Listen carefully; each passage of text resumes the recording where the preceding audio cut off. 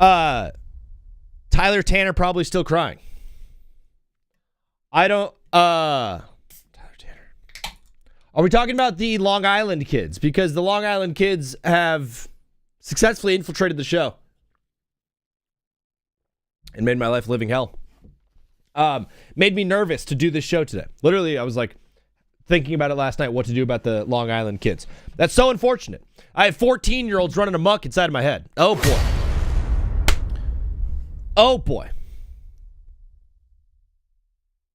It was my first L. I mean, I've taken L's on this show before. There's been times where I've said some dumb things, or I've had a take, and then like 2 days later, the take was proven completely wrong. Or, dude, even like 2 hours later, the take was proven completely wrong. Freaking last week, I said Miami, Ohio was going to get blown out by SMU, and they won by like 20. So that happened like 3 hours later.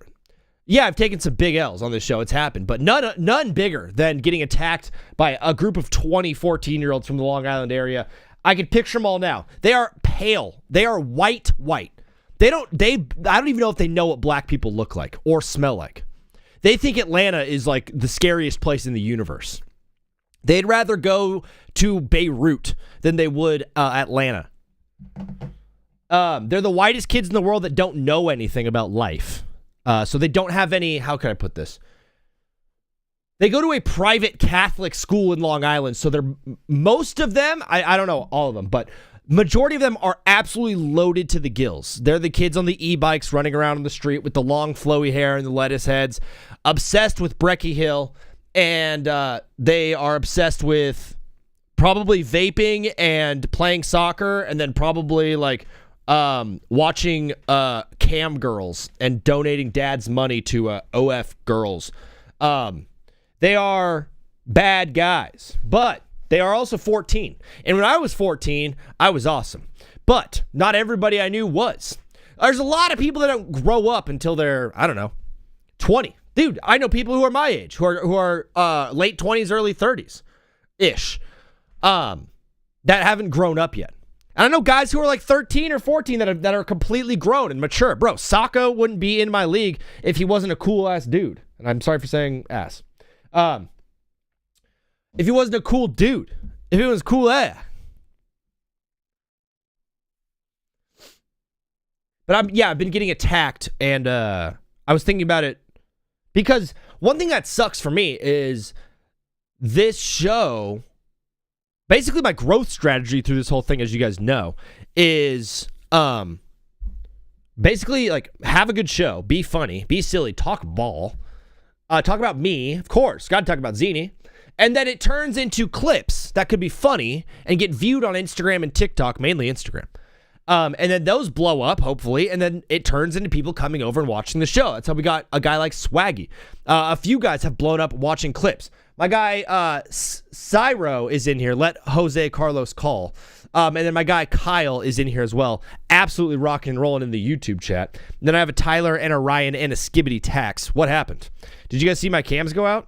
Was that just me? Yeah, you did. I just saw it right there. That was scary. Freaked mute. What was I going to say? Who am I to deny what the Lord can do? Who am I to fall victim, right? To fall victim to a bunch of e-bike nepo babies. What should I call them? A bunch of e-bike lettuce head nepo babies from Long Island who are inherently racist. Dude, you cannot be born in Long Island, be so white, be rich, go to Catholic school, and not just be like 20-30% racist. Dude, it is so important for them to have a fragile ego. It's very important for them to have a fragile ego. It's the only reason that they continue to go on is because of how fragile they are. I digress. I'm being mean to 14-year-olds. What I was saying was I understand their immaturity. They're stupid idiots. Being 14 is a hard thing to be because you like are getting hair on your nuts and you kind of think girls are cute. They think you're chopped, and you have acne and pimples and stuff, and you think you're a little bit smart, or you kind of know you're a little bit dumb. It's also the age when you start to separate athletically. So there's the really athletic 14-year-olds that are so much better than you at all the sports, and then there's the 14-year-olds like you who aren't good at crap, and you're going to play JV the rest of your life. So there's dividing lines at that age. There's the kids who become more attractive and tall and can talk to girls and communicate well and go through puberty earlier and hit their growth spurts. And then there's 14-year-olds who don't hit their growth spurt and don't have hair on their nuts and aren't good at throwing a football or hitting a baseball. And they aren't very smart and educated. And their main interests are porn and video games. Those kids become losers. Although everyone kind of meets back together at like senior year. If that makes sense. You have the early growers who are good at sports and grow hair on their nuts and like chicks. And then you have the smaller 14-year-old guys who aren't very good at anything. But everyone kind of comes together at senior year. But as you guys know, this show is a sports radio show, and I'm tired of getting in fights with 14-year-olds from Long Island, so we're just going to keep it rolling. This show starts the same way every single day. What's up, Chris? It starts with the verse of the day. Today's verse is brought to you from James 1:12. God blesses those who patiently endure testing and temptation. Afterward, they will receive the crown of life that God has promised to those who love him. Some people always say, like, the Lord is testing me. The Lord is tempting me. The Lord does not tempt, the Lord does not test. Although the Lord does acknowledge that we are tested and tempted. Jesus was tempted in the desert by the devil. Patiently, brother. If you feel like you are in testing, or if you feel like you are in a trial of temptation, brother, patiently endure, because the crown of life will be rewarded and promised to those who love Jesus and who pursue and endure. That if that is you, if you are in a place of testing and trial like I am right now, currently my life is crazy tough right now, be so thankful, because great reward is on the other side. Come on now. This show also, in addition to the verse of the day, shout out to Christ, shout out to cinema, does the movie of the day. Today's movie of the day, my favorite movie, Kill Bill Volume 1. Oh! Kill Bill Volume 1 is probably my favorite Tarantino movie. Individual stand on its own. If you put them both together into, like, what's it called, The Whole Bloody Affair or something like that, brother, they're so good. These are like my favorite Quentin Tarantino movies because it has a little bit of all the Quentin stuff. It has the violence and the action and the comedy. It has that anime cutaway scene. It has like mysterious nomakers, like calling her the bride and stuff. There's an air of time manipulation with this movie. It's awesome, dog. The acclaimed fourth film from groundbreaking writer and director Quentin Tarantino, Kill Bill Volume 1 stars Uma Thurman, Lucy Liu, Visha Fox, is in an astonishing action-packed thriller about brutal betrayal and an epic vendetta. 4 years after taking a bullet to the head at her own wedding, the bride emerges from a coma and decides it's time for payback with a vengeance. Having been gunned down by her former boss and his deadly squad of international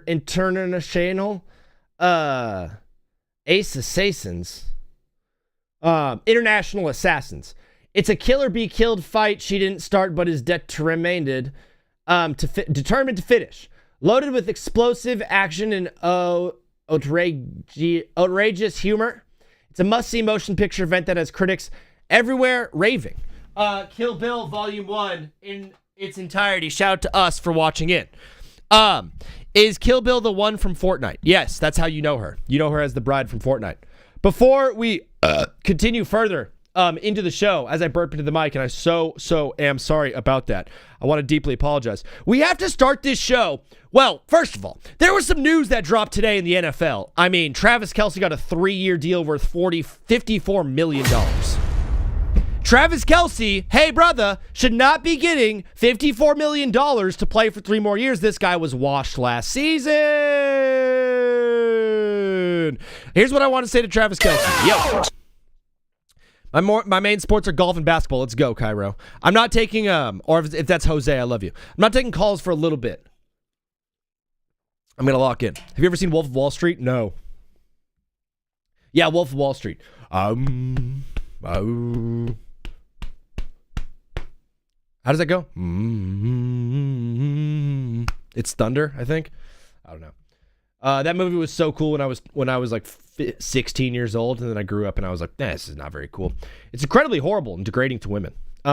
Which, you know, if you're like me, we love women. If you are homosexual and you like dudes, then maybe you do want to be degrading to women. Sometimes there's a video that comes across my timeline.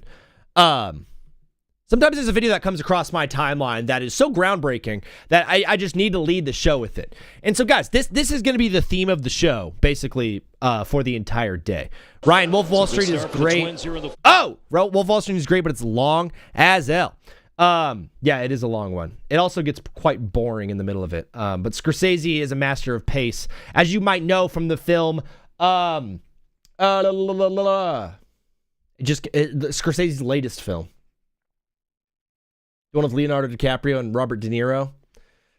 Killers of a Flower Moon was longer than, what are we just talking about? Wolf of Wall Street. But the pacing and the editing style of Killers of a Flower Moon is so much better. Better. It's such a good movie. Killers of a Flower Moon is such a good movie. My favorite movie of the year, though, was One Battle After Another. It did win Best Picture, so shout out to me for predicting that. Also, Begonia. I'm going to blow up a hospital. Begonia was one of my favorites. Avatar 3. And then, of course, you got to watch Hamnet. Hamnet was unreal. But this, guys, I saw this video this weekend, and it's just, this is the best thing I saw this weekend. So good start for the Twins here in the fourth inning. You ever seen Buck with his pants down? Okay. What? So good start for the Twins here in the fourth inning. You ever seen Buck with his pants down? Huh? No. Like in shorts? No, like he doesn't have his, no socks showing. I see what you're saying. So, yeah. It's a good start for the Twins here in the It gets funnier every time. fourth inning. You ever seen Buck with his pants down? No. Dude, it's so confused. Like in shorts? No, like he doesn't have his, no socks showing. I see what you're saying. So, yeah. It's a good start for the Twins here in the fourth inning. You ever seen Buck Ryan, I did not. That sucks for Kim. with his pants down? No. Like in shorts? No, like he doesn't have, Like in shorts? He's trying so hard to figure it out. He's like, what? Pants down? Like in shorts? Who on earth was like, hey, have you ever taken your pants off? Would you never respond? Would you ever respond, yo, like in shorts? Makes no sense. have his, no socks showing. I see what you're saying. So, yeah. So good. Have you ever seen Buck with his pants down? Oh! Dude, asking anybody if you've ever seen anyone at all with their pants down is the craziest thing you could ever ask another human. Hey, dude, you know Kyle as well? It's like, yeah, dude, I know Kyle. Dude, we go way back. That's so sick. Have you ever seen him with his pants down? You mean like in shorts? Huh? It's the craziest thing to ever ask another person live on a TV broadcast. Have you ever seen this man with his pants down? And going by and calling him Buck. Have you ever seen Buck with his pants down? Oh! Bro, I hit them boys on rock. Not gonna lie, but calling another man Buck is low-key the most homosexual thing I've done today. Yo, what up, Buck? Start for the Twins here in the fourth inning. You ever seen Buck with his pants down? He's saying it like a joke, as if he is setting up the color guy, too. The colored guy? What? AccidentalRacism.com, featuring Zeke Vini. As Ohio State pulls within 5 against Notre Dame. Yeah, we're watching round 1 of the ladies' tournament. Sorry, round 2. Yeah, we're watching round 2 of the ladies' NCAA tournament right now, of course. Talking. No. Like in shorts? No, like he doesn't have his, no socks showing. I see what you're saying. So it was a good save. Have you ever seen a grown man naked? It's basically what he's asking. Have you ever seen a dude naked?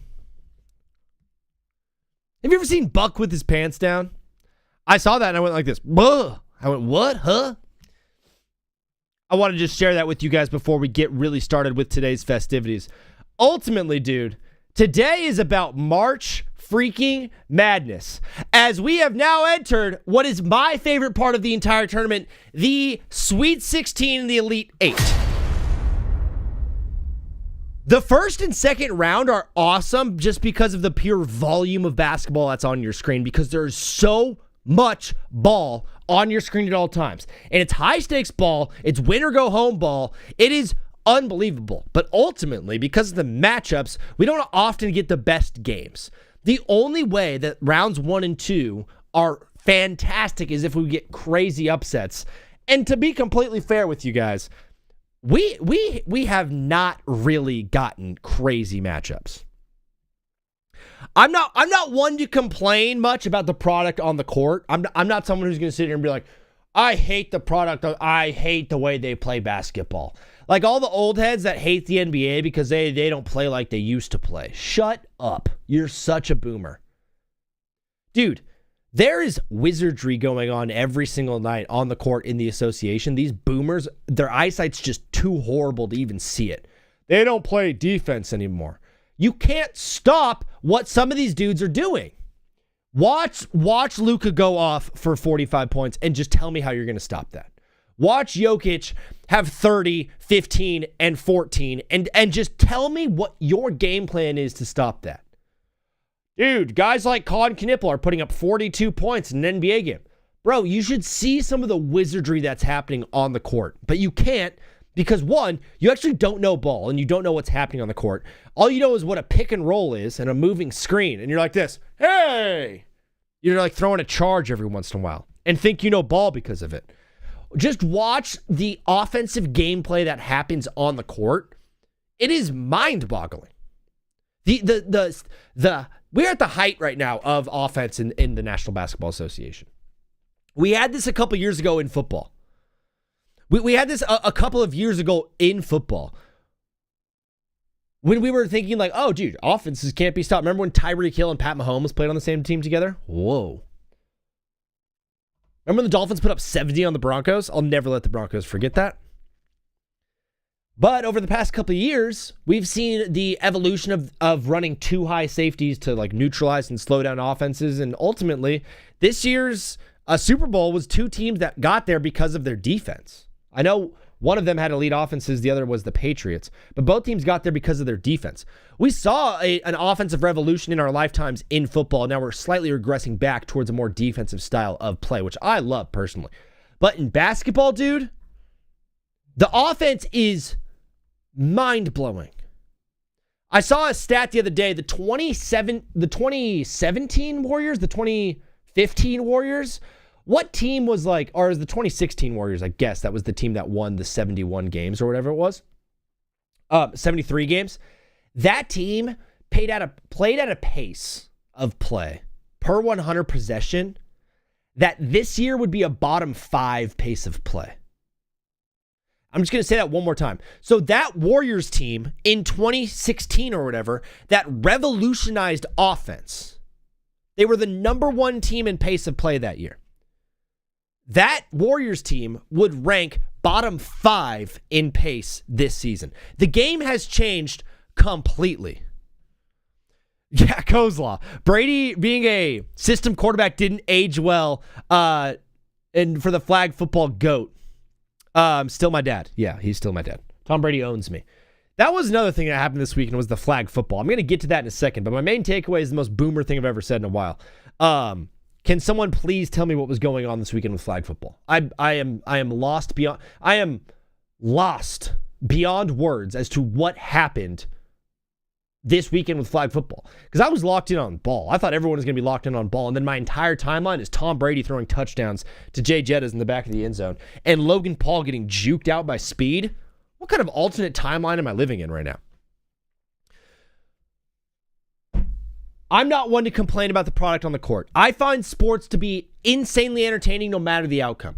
A blowout can be entertaining if you treat it in the right context.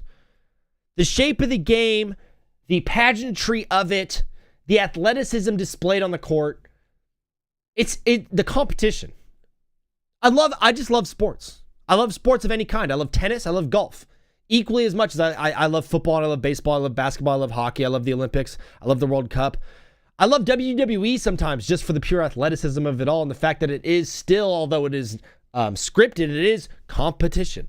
There is a winner and a loser. I love UFC, I love MMA. I love sports, dude. I love everything about it. But that doesn't mean I can't say that the opening 2 rounds of March Madness were boring. Bro, the first 4 days of March Madness have been rather drab, to get British on you guys real fast. I'm going to do a full British day. Like, I think I should do a full British show. I don't talk with British accent, but I just say British things like bang on and right on. And nice one. Yeah, they say nice one a lot.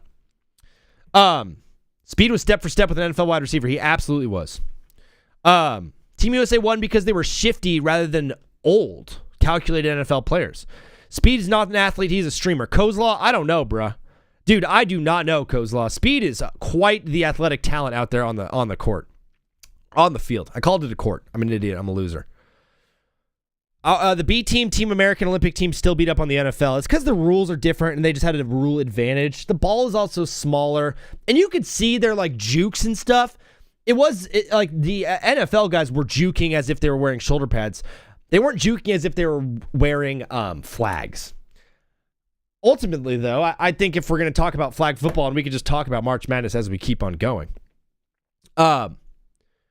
we basically are looking at a situation where NFL athletes are not going to be representing Team USA in the Olympics for flag football. I'm going to say it right now. I don't think it's smart. First of all, it's in the summer. It's during training camp. I'm a Chargers fan. Die hard. I love my team. I love my Bolts. I love my coach. I love my city. I love everything about it. I love my stadium. I love my quarterback more than anything. I would sacrifice. I would shoot my dog in the head for Justin Herbert to have an MVP season. Probably. My sister's dog is living with us, so I would shoot my sister's dog in the head. It's just a small, like, ratty dog that's skittish and, like, afraid. You'll go to pet it, and it'll just, like, you know what I mean? Hey, just let me touch you. What is a dog's point of life, Paprika? What the point of a dog is, like, to get touched, really? And to eat, and, like, walk around and explore your street, again, and, like, piss and poop. The life of a dog is, like, oh, I'm going to take a nap over here on this corner, and then I'm going to, like, wake up in an hour, see if anything's in my food bowl. Nope, nothing. I'm going to go see if I can get touched by this human real quick that I call my master. And then I'm going to sit and wait around for my food. Oh, we're going on a walk. Let's go, dude. I'm going to start freaking out and stuff. Every once in a while, I'm going to, like, and roll around on the floor. Being a dog is so chill, dude. But a dog can't watch ball. I was trying so hard to get my dog to, like, pay attention to basketball, and he just wouldn't. He wouldn't figure it out. Point your eyes at the TV. Be entertained by what's happening, brother. Okay. What is happening? What kind of dog would I shoot? I would shoot my sister's dog. My sister's dog is like a little rat terrier type thing. I don't even know what it's called. But it's the type of dog that is small enough to where you don't think it would shed, and then it starts shedding, and you're like, I'm going to hit this thing in the head. What did I just join into? King Zeke, what up, dude? That's me. I'm Zeke. I'm Zeke Vini. This is Take Back with Zach. We talk ball. I'm talking about my sister's dog, though, right now. But the question popped up is like, would you put your dog down for your NFL quarterback to have an MVP season this season? For me, Justin Herbert, MVP season, silence the haters, and I have to sacrifice my sister's dog? Listen, it's okay. My sister will get over it. There's a reason the dog is living with us and not with her, right? My sister will eventually get over the dog. I will never forget about Justin Herbert winning an MVP. And I'll be able to hold it against people for my entire existence. Hey, Justin Herbert stinks. Oh, he's an MVP. Well, yeah, you're right. But the dog, my sister can replace the dog. You can't replace an MVP. Bro, I mean, biggest galaxy brain thing I've ever said. You can replace a dog, but you cannot replace an MVP. Come on, hurry up, Vini. You freaking idiot loser.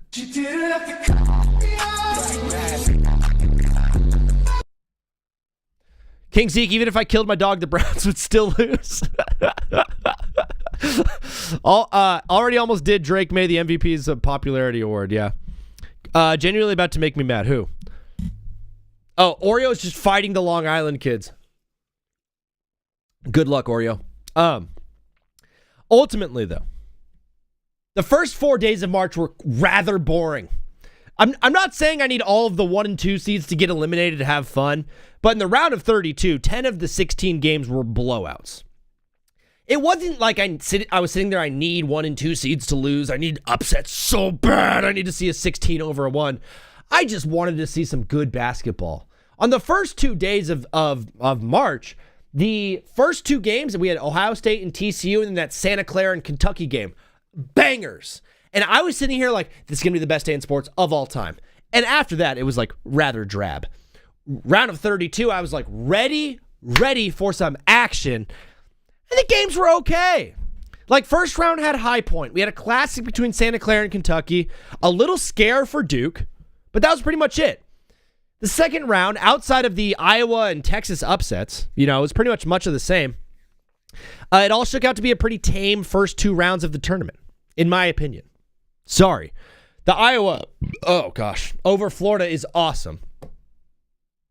Iowa over Florida was awesome. I saw you because of the Crispy video, and you were really chill, so that's why I came in to say hi. Brother King, thank you for calling me chill. You're welcome to come whenever you want. You're welcome to watch and hang out whenever you want. You cannot come whenever you want. I mean, you could. I'm going to change the subject right now. What I do know deep down in my bones, as a watcher of ball, as someone who consumes sports, usually in the past, and Kozlov, you might be able to back me up on this one. Usually when we see a round 1 and 2 that are kind of lame, the next weekend is going to be fire.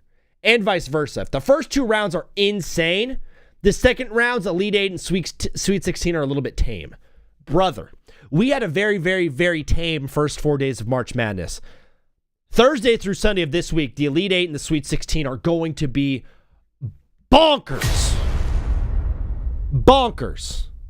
They should revive Kentucky. Yeah, bring Kentucky back. Every year they should just get one team that they get to take back. Oh, King Zeke with the follow?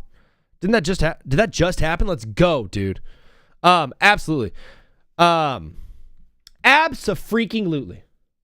Let's just look at the bracket all together and just take it in this glorious beauty. King Zeke is following again. He is following like a madman.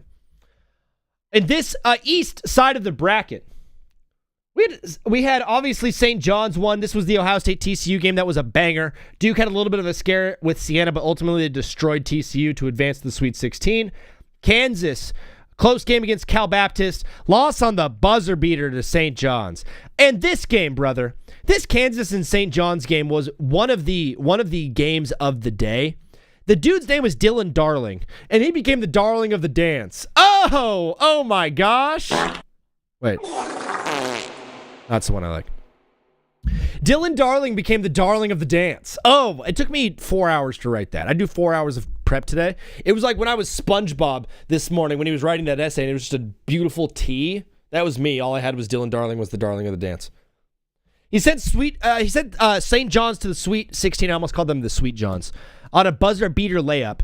And I mean, I'm just being such a jerk right now. If we were to rank buzzer beaters, a buzzer beater layup is the worst one, right? The play, too, Kansas ran the worst defense ever. I don't know if I have it on X, but essentially, they ran a play that they had the two guys in the post for St. John's go out to the three-point line, and both of the defenders followed them completely out to the three-point line. You had two guys out on the opposite wing. The key was wide open. So Dylan Darling just drove the paint and had a wide open lane to put the ball in and score. The craziest part is the team calls him Bells. The team calls Dylan Darling Bells. I don't know if you guys know this, but the reason they do it is because Patino says his nuts are as big as church bells when the game is on the line. You thought, okay, so me being 29, going to war with 14-year-olds from Long Island, that's a little bit weird. Rick Pitino, a 70-year-old vampire who used to buy his players strippers and ladies of the night to get them to come to Louisville, is saying that his student athlete, his balls are so big that they're as big as church bells, so they call him Bell. What am I taking calls? I've been taking calls, brother. Been had. The phone lines are officially open. Unless it's by Chase Johnston. Yeah, if it's a Chase Johnston buzzer beater, then it absolutely rocks. St. John's and Kansas were so evenly matched, dude. They for me, there was not a lot to separate from these two teams, St. John's and Kansas. The one thing, dude, it's like Darren Peterson absolutely disappeared. I don't believe Dylan Peterson really had an impact on the game outside of, he put up 20, but he can get 20 every night. It feels like his whole thing is like, yeah, Rick Pitino did save St. John's, Ryan. You were absolutely the man. I know, Ryan, I'm not going to. I got you, Doug. I would hate to go up against you in fantasy football. Why? Did I say something silly? All right. Let's all just pump the brakes and chill. Ryan, you seem like a cool dude. I'm not gonna get you in trouble. You're a cool guy. I'm just answering a message on Discord because someone is chatting me. And fellas, I think you guys could figure it out on your own, I believe. Yeah. You guys just use your best discretion. Darren Peterson, bro. I don't know what to do about him. I don't think I would spend a high first-round pick on a guy like Darren Peterson. There was availability issues throughout the season. Obviously, there were multiple games where he was just like, I'm not playing. And there were games where he was tapping out, like, nah, I'm done. And then in these games, dude, we can look at the stat lines. And you can see, like, he does score. He puts the ball in the bucket. He's got 21 in 36. He's got 4 boards. He's got 0 assists. Obviously, the 4 blocks are wet. But, dude, no assists? 3 for 8 from 3 is solid. Like I said, the kid is a good scorer. It seems like... And Bryson Tiller. If you're a Bryson Tiller fan, brother, this hurts so bad. If you, like... Is this actually Bryson Tiller? Is this Bryson Tiller, guys? Like the music one? 6'11", 240 from Atlanta, a freshman. Watch this guy get drafted having no points against St. John's. Dude, this is one of the worst stat lines I've ever seen in my life. 27 minutes, no points, 5 boards, 1 assist, no steals, no blocks, no fouls. Bro was out there for 27 minutes running around getting cardio, just rebounding occasionally and then threw 1 good pass to a guy who shot it and made it. But Darren Peterson is troubling, dude. He can absolutely go out and get a bucket. Look, he got 28 against Cal Baptist, 14 against Houston in a loss, 24 against TCU, 27 against Kansas State in the Big 12 tournament. The dude can go out and get a bucket for sure. Defensively, I think he's like a lot nicer than people think. He gets defensive stats, at least. He doesn't pass the rock. I don't even know if he has that in his game. Him not playing, though, it does worry me. But to be completely fair and honest, it doesn't worry anyone more than our favorite guy in the world, Stephen A. Smith. Do you guys want to hear Stephen A. Smith go absolutely off on Darren Peterson or what, bro? It's the best thing in the world. Stephen A. Smith is I was saying this, and Darren's just tired. No, dude. Darren, I just don't even think he's good. Who you think going first in the NBA draft? It's got to be Acuff, in my opinion. No, I'm saying that because you definitely know way more than... King Zeke, you're the man, dude. I wish I had that name. I wish I went by King Zeke. Darius Acuff, for me, is the best player in college basketball right now. I mean, watching him go out and put his team on his back, balling out for Arkansas, not really making it close. I think Phylon has been getting completely disrespected in the draft. I think he's a great player for Bama. AJ DeBonsta did everything he possibly could to beat Texas. That team was just not very good. He is an incredible playmaker. AJ DeBonsta is awesome. I love him, and I love Darius Acuff. You know who I'm not high on at all? I'm not high on Cameron Boozer. I understand he has a really high floor, and that there's not a ton of wiggle room for him to be bad. I think Cameron Boozer is going to prove to be a starting NFL or a starting NBA player. He could be the 4th best player on a championship team. I don't think he's going to come close to being the 2nd best on a championship team, let alone the best player on a championship team. There's no shot to me. For me, his ceiling is like Bam Adebayo, which I know we're just coming off of like Bam Adebayo scoring 83 points. So you're like, that's pretty good. But for me, like, he's an undersized 4. He's an undersized 5. He can get up. He can rebound. He plays decent defense. He's good around the rim. He's got an okay 3-point shot. I'm not high on Cam Boozer at all. He's going to be like a Sar Thompson. Oreo, that's actually a really good shout. Like, he's not insanely athletic and not that great a shooter. He's a great role player. Yeah, Ryan, I think that's wise to it. DeBonsta has the biggest ceiling. I think Acuff has the biggest ceiling, in my opinion. I think DeBonsta's floor is a little bit higher than Acuff's, and we're getting into the minutia here, into the weeds. That really don't matter at all.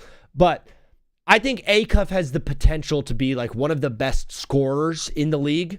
Like, lead the league in scoring type, like scoring title type guy. I think DeBonsta could potentially get there as well. I just don't think there's any shot that DeBonsta's a flop. I think DeBonsta, wherever he ends up going, dude, if he goes to the Pacers somehow, that Pacers team is going to be really good next year with Siakam, Halliburton running the one, and DeBonsta at shooting guard, and they still have TJ McConnell and Obi Toppin. The Pacers are one of the only tanking team that I'm actually like really excited about seeing next year. And the Jazz. If you guys are new here, if this is your first time watching the show, like E2 or Nickster or Ryan or some guys who are in here for the first time or anybody on YouTube, shout out to you. You'll know I'm very, very high on the Jazz for next season. I've already staked my claim. I am the Jazz guy for next year. We have a lot of NCAA basketball to cover throughout the day. Like I said, I will be going live on TikTok at about 3 p.m. I'll be going live on TikTok at about 3 p.m. and we're going to be taking calls from all over America, all over the world, all over the universe. And I have up there my predictions for the Sweet 16, so we'll be getting into the Sweet 16 predictions when that happens. I will also continue to roll through the bracket so we can watch through together and just talk about some of the games. We'll go through one more of these sections until we go live with Tony Casillas in about a minute here. Louisville had a great showing against South Florida. I picked them here against Michigan State.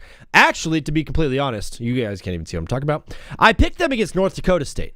I thought North Dakota State was going to beat Michigan State, and boy, was I wrong. Michigan State is walking out of this thing as, in my opinion, one of the top 5 teams left in the tournament.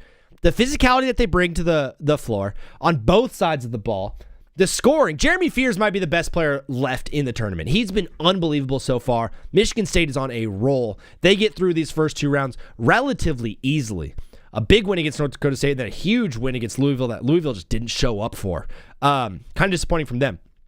UCLA had a big win against UCF in a tight one that a lot of people were picking UCF to upset here, and that did not happen. UConn squeaked it out against Furman. That game was very close, very late in this game. I thought Furman had a chance because they did have a lead late. Ultimately, we got UCLA and UConn, and everyone thought this was going to be a close game because of how bad UConn played against Furman, but they ended up blowing them out. To meet Michigan State in what is going to be an awesome Sweet 16 game on Saturday, the 27th. Sorry, on Friday, the 27th at 6:45 p.m. Pacific time. That's so late on the East Coast. Zach, how far do you think Iowa can go? Yeah, you guys have been here. My bad. Oreo, this is your first time? Just kidding. 35 stream streak. My guy Sacco. Skippity, how far do you think Iowa can go, brother? Dog. I might save this for later, but Iowa, dude, they're looking like the belle of the ball. Iowa's looking like a legit team. Think about it. They've played Nebraska twice. They split the series, so I wouldn't be surprised if they beat Nebraska. They're going to get the winner of this Illinois and Houston game. Brother, these might be the 2 best teams left. Illinois and Houston are unbelievable. They've both played unbelievable. Illinois has been surprisingly awesome. They have so many like Eastern Europeans on their team. Iowa can go to the Final Four. Iowa could absolutely go to the Final Four. It all depends on who they're going to be playing after that. Fellas, we have such a treat for you, as we do every single day. The first 15, the final 15 minutes of hour 1 is what we like to call Tony's Take, because we go live with our guy, Tony Casillas, and we're going to do that right now. Ladies and gentlemen, give it up for Tony Casillas. What up, what up, what up? Are you able to hear me? Yes. Okay, sorry, you don't have to yell at me. Just screaming at me at the top of your lungs. Tony, how you doing, bro? I'm doing good. How are you? Good. So you bleached your hair and then you buzzed your hair. You had your mom cut your hair, right? Yeah. I'm not, dude. Hey, you sound offended by me just asking the question. Just up top. I was just wondering. Haircuts are very personal. You know what I mean? Do you remember your first haircut? You were the kid that was crying like a baby, thought your hair was never going to grow back. No, but I did hate haircuts because I used to be like allergic to hair. Like my neck would get all red and stuff. Yeah. Someone said you have no So I ball wouldn't- knowledge. Someone in the chat just said Tony has zero ball knowledge. Really? Yeah. Isn't that so? It's the fourth, dude. So now to fill you in on the balls are round. that is That's knowledge. That's knowledge right there. Some balls you throw, some balls you hit with like a stick, some balls you bounce, some balls you kick. Hey, dumbass, I know my balls. Some balls are attached to my dick. Well, I know balls. That'd be strange if they were actually attached, but I understand the sentiment. Yours are. They're in the front. Yeah. Oh my gosh. Attached by the front. Yeah. Is that what circumcision is? They remove your balls from the tip and move them back? Yeah, they just push back. Push back with Zach. Just to fill you in, I now have you remember the Long Island boys from last episode, right? Mm-hmm.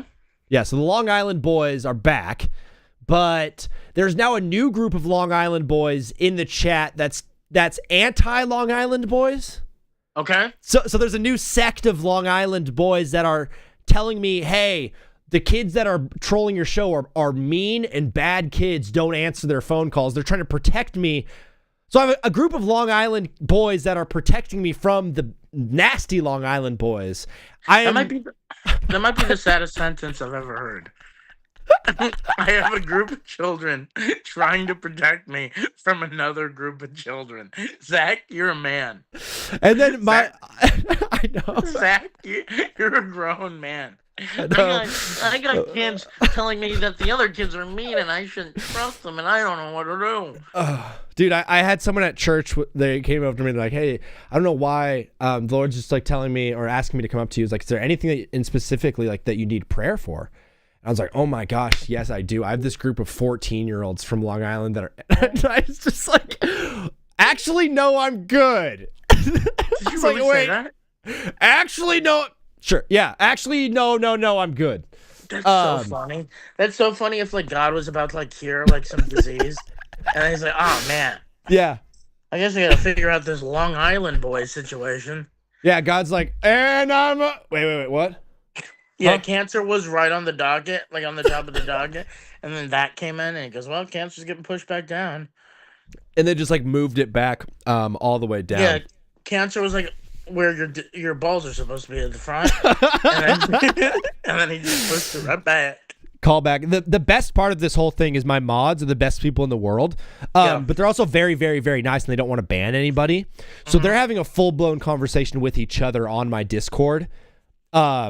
That I'm in a group chat with, and they're like, hey, should we ban this guy? And they're like arguing with each other about banning someone in the chat, and then chatting in the chat telling me to check my text messages. It's hilarious. It's awesome. I love my crew. I love my team. But dude, Tony, I just had a dude, Oreo the cat is in here. He had a 35 stream streak today. So he's 35 shows in a row. He's been watching. Whoa, that's awesome. An OG fan. He loves your stuff. XD was trying to get you to come to Tampa. We're all big fans of Tony Casillas. Oh, thanks, Oreo. Hey, Oreo, I like your cookies. Come on, man. Really? That's surprising. I hope the Long Island boys kick your ass. I hope you get your ass kicked by the Long Island boys. Dude, it'd be hilarious if they do jump on a plane and come to terrorize me in Southern California. They're just small, but they also have like neck tattoos. yeah. They're kids, but like it's just like different shapes of like Pete Davidsons. I just imagine like I'm watching a West Side Story and they're like snapping and stuff. They're like the sharks. They have toothpicks in. Hey, they're like Did you read the book The Outsiders when you were growing up? Yeah. Did everybody read The Outsiders? Pony Boy. Stay gold, Pony Boy. Stay gold, Pony Boy. What was the whole theme in the end there? There were homosexual undertones in The Outsiders. No, right? The theme was like all your friends are bad and don't have friends because they're all criminals. Yeah, it was basically like all your friends are gonna stab people one day, and you're gonna have to run away into boxcars and hang out with them. Dude, kids were hanging out in boxcars so much back in the day. Yeah, that's pretty cool. They're like, let's just go to the train tracks. Brother Tony, I was watching a ton of NCAA basketball because, of course, it's March. Happy March Madness. You went to North Texas, correct? Uh-huh. Correct. I went to Texas State, dropped out, then I went to North Texas after a year off. Where is Texas State? In San Marcos. It's like in the middle between Austin and San Antonio. Okay. Yeah, now the chat's saying that you have no ball knowledge. It's specifically Skibbity Tax is saying that he said you have no ball knowledge. He said you don't know any college basketball players. Yeah, college basketball I don't know. Yeah. Oh, sorry, I don't watch children, you pervert. Sorry, guy. I like watching adults play. I don't like watching children, pervert. Well, you're talking to a 15-year-old guy, so. Oh, okay, then you can watch it. No, actually, no. No, you can't, actually. So, Tony, you went to school. I was just thinking about life at North Texas. Was there like a fun party scene? Were you in a frat there? I'm missing college today, dude. I miss Asher Roth. I miss college. I miss the music. I miss frat parties. Like, I'll tell you just this tell me story. a college story. I'll tell you this. This happened at Texas State, where me and my buddy David Safford were like, I'm so sorry. Someone just said ask Tony when Polar Express 2 is coming out.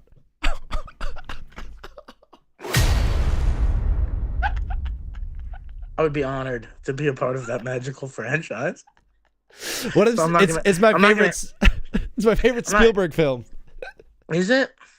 No, I mean it's probably what? Do I look like the boy in Polar Express? Is that what he's trying to say? I look like the boom. Okay. I hate this show. I was so excited going on to it. Now it's overrun by negative bullying. No, but I remember at Texas State, me and my buddy David Safford were like, hey, let's just try to run for a frat, right? We're two dorky guys, but maybe one frat needs that, you know? Sure. My buddy David Safford was like a dorky black guy who would wear like an Indiana Jones hat. What's with the dork? I always feel I feel more bad for the dorky black guy than I do for the dorky white guy. Oh, it's way worse. It's so sad. I feel so bad for him. Because it's like, brother, if you just tried a little bit, you'd be the coolest guy in town. It's like you still face racism, but you don't get to do anything cool about it. Yeah, dude, imagine getting called the N-word at a Yu-Gi-Oh tournament. That's crazy. Yeah, you're playing Magic the Gathering, and you're like, "Boom! Aha! Look at this!" Damn, man, why? Just screaming the N-word at you. So I remember there was an event where you can meet all the frat, blah blah blah. And then you the rush. Spring rush. You apply which frats you want to rush for, blah blah blah. So we applied for 4 or 5, right? Yeah. And one of them just instantly, yes. We got no's from everyone else. One of them was just yeah. And we start rushing, and it's easy. Yeah. And it's there's no real hazing, and it's very chill. And and then I look around at the people in the frat, and then I look at everybody else rushing, and I just go, this is not a typical frat. What is going on? Yeah, something was off. Yeah, it was Theta Chi, and I do a little research. I'm at the library, and I just do a little research and looked up Theta Chi, Texas State. And you had to go to the library to do that? No, I was just at the library, and I was just what's going on? You know? Sorry, I do research at the library, at the middle of the brain of campus. No, but I look at my laptop, and I just see. I read an article about how years prior, Theta Chi on the Texas State campus, 2 members murdered a black kid on camp. They hazed them, where they dragged him from a car. Bad. Oh wow. Bad. And I was just and this was their first year back. They didn't have a house yet on campus. It was bad. And I was yeah, man, I probably don't want to join year one the murder frat, the racist murder frat. Yeah, the KKK frat. They're like, look, we got a Mexican guy now leading it. Yeah. And I go, you should have gone black. You should, dude. If your frat murders a black person and then 2 years later gets let back on campus, first thing you do is make the president black. It's like 6 years. They were on probation for 6 years. Yeah, it was not good. Oh my gosh, dude. Someone just said. I don't even want to read it to you. I'm so sorry. No, read it. Read it. The chat is being horrible to Tony today. Yeah. Okay. I did have someone say Tony is hilarious. She's seen you live before at one of Trevor's shows. That's Jen. Cool. So she thinks you're cool. But then another guy said, "Is that Bubbles from Trailer Park Boys?" That's funny. I like that. He said, "Someone ask Tony how his friend Jimmy Neutron is doing." Funny again. Okay. Clap, slap. You like that, chat? You want me to be a little monkey and just do voices for you, chat? Whoa! Speaking of monkeys, college basketball this weekend was unbelievable. Stop! I'm not doing that. I don't even know what I said. No, but yeah. So that was probably the craziest. The cool thing about UNT that was awesome. And it sucked because we're not like a big sports we don't have really a big college sports program, which kind of sucked. The football team was good this year. Football team was really good this year. And I went to the first sold out football game in 40 years, which was awesome. I drove down to UNT because we were actually good. But UNT's cool because it's more their music program's really big. So the jazz program's awesome. Nora Jones came from Interesting. there and all that. So tight. So yeah. That's awesome. Can we talk a little ball so my reputation on this show can change? Let's do it. Okay.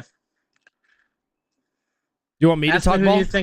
Ask me who I think who's going to win March Madness.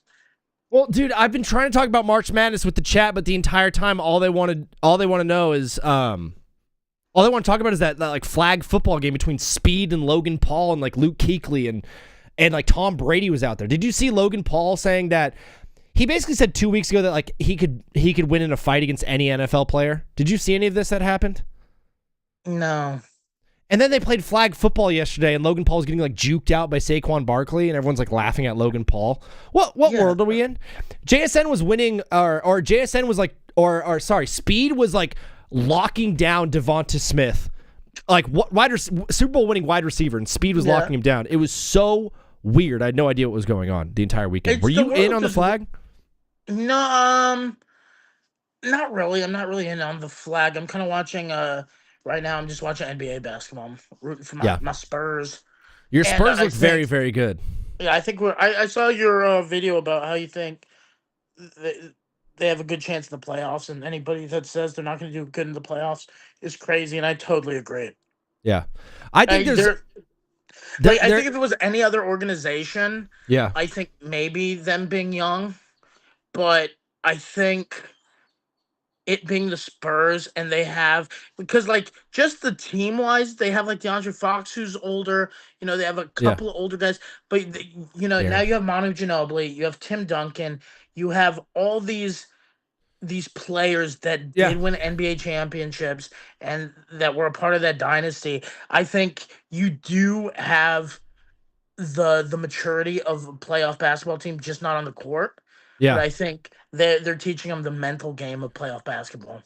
Dude, you brought up Tim Duncan, and this is so off topic. Did anybody see him turning Rasta on us? Because the dude has long dreads right now and does not look like the big fundamental. I think it makes sense though, because he's always had a Rasta personality. Did he? Just low key chill, peace and love.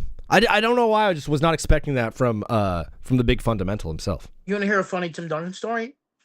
We'll do that, and then we'll move on, and we'll take a 5-minute break. But yes, Tim Duncan story, cool. Please. So if you don't know, chat, I work at the mothership, and I'm a door guy there. That's Joe Rogan's comedy mothership in Austin, Texas. It's a very exclusive club. You have to audition to become a doorman. Tony is one of 20 hand-selected guys across America to do that. He opens for Ron White. He's a professional comedian. Sorry, I had to give you your flowers. Thank you, chat. Thank you, chat. I'm Zach. No, I'm just talking to the chat right now. Chat, I've been working real hard to get to this point. So when you call me the sidekick from Jimmy Neutron, it hurts. I've been working my butt off. No, but so I'm like outside and I'm yondering phones and show just started and I'm sitting there and I look out at 6th Street and I'm like, oh shit, that's Tim Duncan. And he's like just looking around. So I assume he's just coming to the club. So I just go, hey, Tim. And he looks over. He's like with 2 other guys. And they walk over to the club. And he just goes, how did you know it was me? You're Tim Duncan. And I laugh. I'm like, first off, we're in Texas. And and also you're like 7, you're the tallest man ever. And he just goes, I go, are you coming to the show? And he goes, yeah, it's just crazy that you knew I was coming. And I was just like, I doubt you're like going to the piano bar. I doubt you're just excited to see 2 balding men play Billy Joel's Uptown Girl. I just made an educated guess. Yeah, dueling piano bar, playing Uptown Girl. He's in the front row. Yeah. Play Billy Joel again. Yeah, he's got his legs crossed, knee over knee. He's sipping a glass of Merlot. Yeah. That's so awesome. He's like, how'd you know it was me? You're like, you are Tim Duncan. Yeah, I grew up in Cincinnati. Also, you're so tall. Yeah. You're 7 foot, yeah. You're as tall as this building, brother. You're as tall as the door. You're as tall as the building. One on the way out, someone said Tim Duncan probably thought Tony was the basketball. We got some jokesters in the chat. Tony is our resident comedian. He's our esteemed guest. Okay, that guy. I like that guy. It's funny, too, because most of these have been coming from a dude who, he goes by Take Back with Zach, but his username is Z-A-C-K instead of Z-A-C. And he keeps claiming to be the real me. It's a very confusing thing. So on one end, I have the evil Long Island boys. I have the good Long Island boys. I have my mods. And I have this guy named Take Back with Zach who's pretending to be me. What is happening right now in my life? I do not know. But what I do know, I'm very thankful for Tony Casillas for joining us on the show today. Tony, please let the people know where you can find, where they can find you. And then let the people know we'll be back in 5 minutes. I don't think I want these people to find me. I am with you, brother. They terrify me. No, you can find me at Comedian Tony C on Instagram and all other social medias. And that's where I post all my shows and stuff. Yes. So go see Tony live if you can. Follow him everywhere. He posts awesome content throughout the week. Tony, thank you for joining us. Fellas, we will see you in 5 minutes. We're taking a quick break. See you guys in 5. And the other way we start the show, brother, is with the movie of the day. Today's movie of the day is none other than Up. We're watching Up today, baby. We're doing a Pixar double feature. So after Up, we're going to be watching Cars, unless I forget. Because sometimes what happens, man, is I get rolling. Sometimes I just get rolling during the show and I say a bunch of random stuff that comes to my head. And then I forget what I said. I'm but a man, brother. I'm but a man. And sometimes I forget the things that I said. So right now I'm saying that we're going to be watching Cars after we watch Up. But guess what? That can change based off the perception of my day. Based off how I'm feeling and how we're rocking and how we're rolling. But today, to at least start the day, we're going to be watching Up. Is my camera that crooked? Look at how crooked this is. That's crooked. The DVD player is crooked. But I don't look crooked. So maybe I'm topsy-turvy. Maybe there's something wrong with me today. Maybe when I woke up, my left foot was my left leg, the left of me was maybe a centimeter or 2 off from the rest of the right of me. So maybe I'm standing at a crooked. Am I sitting? Yes. Maybe one of my cheeks got a little bit bigger than the other last night. I did have McDonald's. It's funny how today, when I celebrate a good day with a good meal, it's usually I celebrate a good day with the most horrible, horrific meal that you could have. I don't like go to a nice restaurant and get like a nice food or like buy myself a nice steak. 1, sad and lonely. 2, I would rather not spend all that money on a steak. But I'll go to McDonald's and spend $18. What?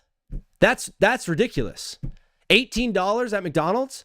Am I getting enough food for 2 people? Yeah, I am.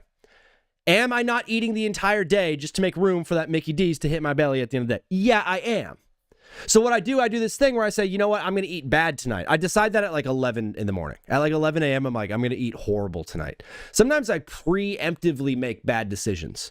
I don't wait for the bad decision to come upon me. I'm cooking right now. I don't wait for the bad decision to come upon me. I just preemptively decide I'm going to make a bad choice today. What am I going to do today? I'm going to make a bad choice. And so what I do is I don't eat throughout the entire day. I nibble on little things, on fruits and veggies and nuts, cashews to be specific. What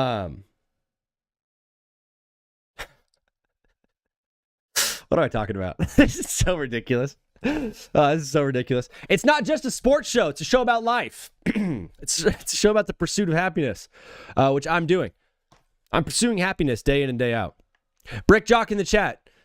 Brick Jock in the Twitch chat. What's up, Brick? How we doing, brother? Hey! House! What's up, Brick? Brick says Vini's not the hero we wanted, but the hero we deserve, or the hero we needed. Thank you, brother. Brick Jock is a good friend of mine, and he invited me to a baseball game He texted me on Monday, and he's like, hey, would you want to go to this baseball game with me? And I was like, the World Series just ended. What is this fool talking about? He's inviting me to a game in June. He wants me to go to a game with him in June. The bro is the ultimate planner. I absolutely love it, man. I'm a planner myself. And by planner, I mean like I got plans next week. By planner, I mean like I wrote in my calendar for 2027, April 15th, check what draft pick the Chargers got for the conditional 2027 7th round pick from the Jets for trading that bum corner. White boy got motion. Yes, he does, brother. But today we're watching Up. What was I talking about with the nuts and the fruits and oh yeah, I gotta finish that. So sometimes I preemptively make bad decisions. The before my day gets really going, I'm like, I'm gonna be bad tonight. I'm gonna do something bad tonight. And then the only bad things I do, I don't smoke, I don't drink, I don't do drugs, I don't gamble, and I don't indulge in any sort of felonious, lustful activities. The bad things that I do is eat bad food and occasionally smoke a cigarette. If I could smoke a cigarette like once, I would love to smoke one once a week. But I don't buy them. I'm only around cigarette smokers like once a month. So I'm only down to once a month. So if you're a near and dear friend of mine, please start smoking cigs. So we can rip some heaters from time to time. So we can, Brick Jock just got some bits in the chat. He reached a 5-stream streak, baby. That's awesome. Yeah, use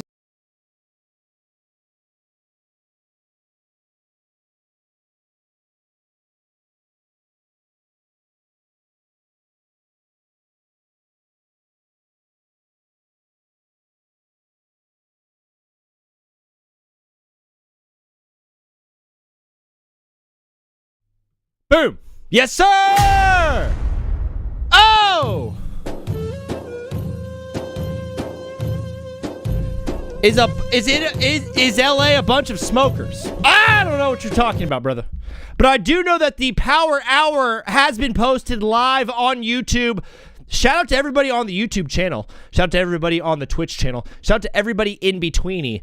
I am Zeke Vini, and we're about to go live on TikTok Arena as UConn and Syracuse play right now in the women's tourney. If you love watching ball, you probably don't like watching the women's game, and that is totally okay. I'm one who doesn't believe that, how do I put this in a nice way? Holy crap. Being nice to the women in life is awesome. I'm a big proponent of being kind to ladies. Paprika? Zach, we got Zach now. I can't focus, I know. There's too many Zachs. Well, we have a real Zach, which is me, and then we have a fake Zach, which is him. And we have a Ryan, who's been sticking around for the show and has been awesome. And then we have a fake Zach in here who's the better at sports radio. He's handsomer, he's taller, he's wiser. Man, he is an awesome dude. Shout out to Take Back with Zach, the other one. Is that a fake Zach? Yes, it is. Music Lights, what up, dude? I have a villain reveal. I cannot wait to see the villain reveal. I cannot wait to be terrorized by you for the rest of my life. Scary Movie 1 type reveal. Let's go. I can tell you're old, too. I can tell you're wise. If you're watching Scary Movie 1, you either have a really cool dad that's showing you Scary Movie, or you are Unk. It's XD1. That also works. That also completely works. Let's go live on TikTok right now. Shout out to Tony Casillas for joining the show, guys. He's one of the funniest people alive. He tours all over the country. He opens up routinely for guys like Trevor Wallace. He opens up for, oh no, I'm going to shoot myself in the forehead with a shotgun. All right, I don't have it. Zach, I don't want to call in because I have a 516 area code, but how do you think it's coming out of the East in the NHL? Dude, unbelievable question, Ryan. You are the absolute man, bro. We do have a Discord that is open, so please, dude, join our Discord and hang out with us. So I know you a real one, my guy, my G, my everything in betweeny. The West or the East is a very, very, very jumbled up mess in the NHL. I am one who does not believe in the Carolina Hurricanes. I never will. You cannot convince me to believe in the Carolina Hurricanes at any point in my life. I don't believe in them at all. So just the Canes, whatever. Move on. I was really big on, weirdly enough, at the beginning of the season, this shows how much I know puck. I was big on Toronto, and I was big on Florida. I was big on Florida getting back. But Tampa Bay has been the team over there that I'm most impressed with in the East recently, of course. Vasilevsky's been standing on his head. He's an unbelievable G. But let's just take a look together. Let's do a little bit of before we go live on TikTok, brother in Christ. Let's do a little bit of hockey talk. Let's do some hockey talk because Ryan is the absolute man and we love some hockey talk around here. It's a hockey talk time. Shout out to the Rolling Stones conference. Carolina, like I said, is obviously at the top of the table, but, I don't believe in them. I don't really believe in Buffalo at all, although it's a nice story. I believe heavily in Tampa Bay. I believe Tampa Bay has been there, has done that, has retooled, has gotten healthy. Tampa Bay is a team to, they're not a team to mess with. Tampa Bay is awesome. I think they have the best goalie in the league, too. Over time, yeah, sure. Give him to me. The Canadiens are good. I just don't think a Canadian team is going to do it. Boston, Pittsburgh, Columbus, I just don't really believe in that much. Detroit, I believed in a lot at the beginning of the season, and that has kind of fizzled away for me personally. You hope the Isles? Yeah, the Islanders are a good team. I really do like Tampa Bay, though. It's going to be one of the top 3 teams, in my opinion. I think it's going to be Tampa Bay coming out of the East. I think they might win it, too. I think the Stanley Cup just is going to live in Florida for the next 5 years. Hopefully, Isles versus Penguins in playoffs would be electric. Crypto, he can. All right. AO what? Yeah, that's what I have to say too. To my guy, Take Back with Zach. That's some hockey talk for you, dude. And then we're going to go live on TikTok as of immediately. As of right freaking now. On TikTok, I decided to put up the Sweet 16 matchups that we're going to be seeing this week.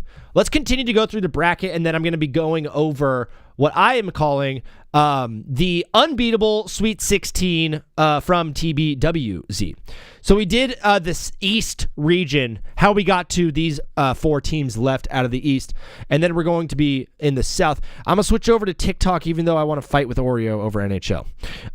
Dude, you can fight with Oreo as much as you want. But yeah, if anybody is joining on TikTok, that is nice. Texas over Purdue, Iowa over Nebraska, you're tweaking. Judah, my guy, thank you for liking the live. You are the absolute homie. You have a person wearing a Christmas hat as your Avi. That's pretty cool. But if you think I'm stupid, if you think I'm an idiot, if you don't think I'm raw, you could call into the show at the very top. It's 213-352-5216. I'm taking callers all day. What up, Ryan? There you are. Good to see you again over there, dog. On Twitch and YouTube, we have the full screen view of the bracket if you guys want to see that. Did Long Island disappear? They did. No, they're still here. There's a new iteration of the Long Island boys. It's now positive towards me. It's very interesting. Not what I was expecting. Thank you, Jesus. I prayed a lot about today's show because I was so fearful of what was going to happen today. And the Lord has answered my prayer. I wish, but I'm sick, gang. All good, Judah. You the man. Ryan, thank you for the follow. Bro, you are awesome. Florida dominated Prairie View, in which was a game that everyone kind of thought was going to happen. And then Clemson and Iowa faced off, in which was a very, very tight battle. A lot of people had Clemson. I personally picked Iowa out of this game. And then they faced off last night. And Iowa hit a buzzer, not a buzzer beater. They had a 3 to win the game and to take the lead over Florida. And Florida ran what was maybe the worst play I've ever seen someone run out of a timeout in a round of 32 game, defending national champions. They had no answer. They didn't have a play to run at the end of the game. What up, Sweeney?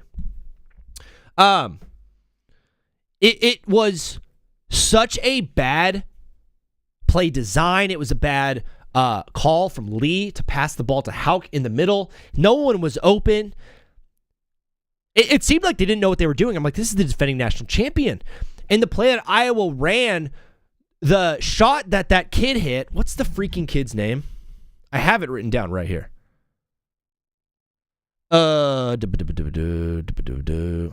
Fulgaris. Bro, Fulgaris. Batman. Yeah, his name is Batman. Fulgaris hit a game winner and was also might go down as the lamest punch to ever be thrown on a basketball court. He tried to punch this dude. Oh, yeah, here it is. Here's the defense on this final shot from Florida. I'm showing everybody. If you guys want to see the visuals, it's live on TTV and YT. 8.9 to play. Sturge with the... So, okay. You have 3 guys in the back here that are just kind of doing nothing. Houck right here is essentially looking to stop ball. Houck is looking to like stop ball here, and there's also a defender right here because there's a guy in the corner. Okay? Catch. Houck, for whatever reason, stops ball. This guy who's in the paint is guarding this corner over here, and no one is guarding Fulgaris on this side. To play. Sturge with the... You're up 2 points if you're Florida. So Houck, why are you even guarding the ball? A 2 just ties the game. You might as well just let this guy score. It doesn't matter. Who cares? But he tries to defend ball and leaves this guy wide open in the corner. Fulgaris. Pass to the corner. And Fulgaris is wet. Fulgaris for 3. Oh!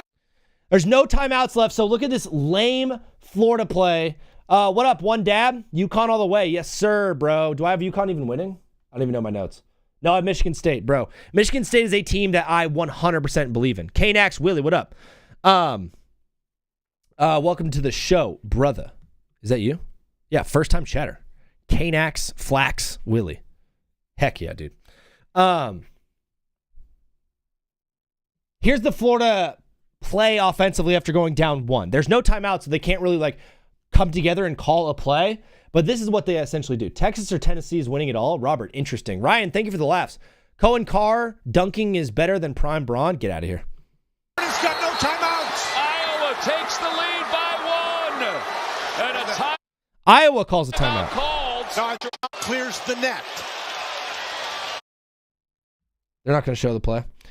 This lady is one of the memes of the whole thing. Why can't you answer my call? You seem little self-esteem guy. What are you calling me? Can you put that in a legible sentence, please? I don't know if you passed English, but Nax, if you could put that in a legible sentence that a human being could read, I would gladly read it out loud. But right now I can't understand your English because it is so broken. Arizona wins it all if they never face Michigan. It's actually a good take. I don't mind that take at all. You get only 4 right. Anthony, what 4 did I get wrong? You want to call into the show. It's 213-352-5216. JD is joining us. He said Arizona versus Arkansas will be a banger. That for me is the game of the year right now. That for me is the game of the year right now. JD drinks. That's going to be awesome. Or JP? JP drinks. You sound like a fun dude. Arizona's getting smacked by Duke, bro. That would be in the finals. They wouldn't meet until the finals, Ryan, but shout out to you. Ouroboros. Arizona wins it all if they never face Michigan. I already read that. I also have St. John's beating Duke. Whoever's calling into the show right now, I do not take calls from blocked numbers. Sorry. Love you. But if you do not have a block number and you want to call into the show and talk a little bit of ball, the number's at the top of the screen. It's 213-352-5216. Luke Nelson, you have Texas over Purdue? Oh, nah. I would love to have you call in and tell me why you think Purdue is going to win. But by my notes, you're going to hate these notes. Here's my note. It's pretty simple. Purdue always chokes, dog. No freaking way. No freaking way. Minty Winter just gifted 5 subs out in the Twitch chat. Oh! Bro, Minty Winter. Thank you so much, bro. You are the absolute man. Take Back with Zach got a sub. And Skibbity Andrew Rizzy got a sub. Shout out to Andrew Rizzy. Wow. Unbelievable. We're getting a call right now, guys. I'm going to take this phone call. You're going to be able to hear the call as well. But afterwards, if you want to call in, the number is at the top of the screen. What is up, brother? You are live on TBWZ widescreen radio. Please mute the stream in the background. Keep it clean and let the people know your name and where you're calling from. Me llamo Jose. Oh, it's my guy, Jose, bro. Jose, how are you, dog? I'm good. Dude, Jose, have you been watching the March Madness? You bet your ass I've been watching March Madness. Dog, has it been fun or what? Oh, it's been fun. Who do you have winning it all, Jose? I have to go right now. I call right back. Well, we'll see you then. So your judgment is they always choke, but what about Nebraska? But now they're going to the Sweet 16. Nebraska's never been to the tournament, or they never won a tournament game. So we actually do not know. I can't call them chokers because they've never really been here to choke. Texas has beaten BYU and Gonzaga. They probably have the best resume of any team remaining right now, Luke. My thought is Texas is battle tested. They're a great team. They have nothing to lose. They're an 11 seed. Purdue as a 2 seed, who has historically over the past 5-ish years has not performed up to the standard in which they are seeded. They're always a 2 seed or a 1 seed. They're unbelievable. And yet they never come through. So for my money, Texas's defense has been a lot better in this tournament. They've got the best resume in the dance of teams that they've played. I like Texas. They're on a heater right now. They got nothing to lose. I'm going Texas, Luke. No, they've made it 8 times and never won a game. How's that not choking? They were never. You have to be really high seeded to choke, dog. You have to be like a 2 or like a 1 or a 2 seed if you want to like be a choker. This is Jose Carlos. Sorry, I had to run. Something came up real quick, but I'm back.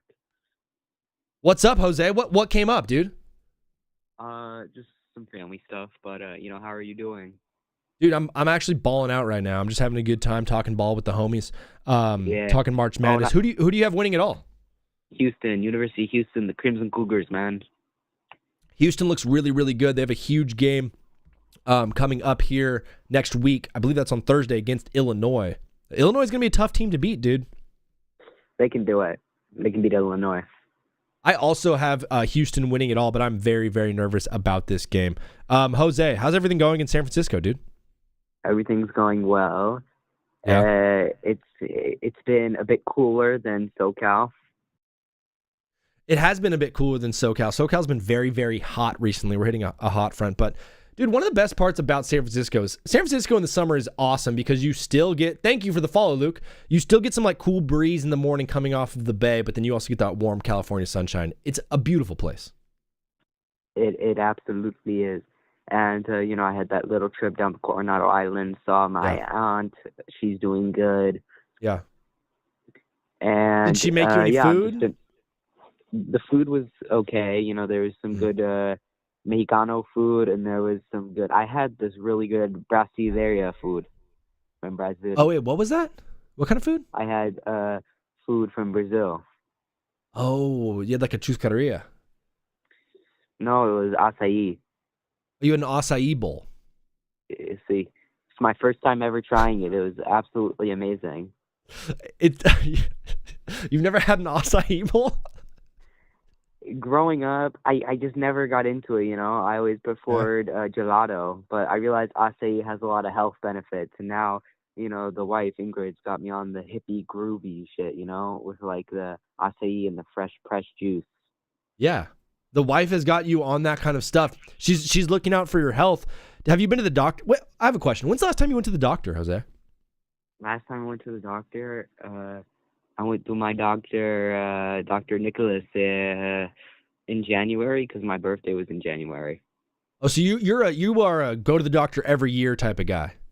Yeah, I go once a year. You know, if I have like something sick, like something's wrong, of course Sure. I'm going to go to the doctor in the hospital. But Yeah. Now, Jose, I might be hitting a chord here, and I apologize if I do. You could just move on. Are you a go to the dentist every year guy? Well, I go once every 6 months, so twice a year. I like to keep my teeth in good health. Wow. You want to know something crazy? I was with my 4 friends the other day, and combined between the 4 of us, we had 25 years of not going to the dentist together.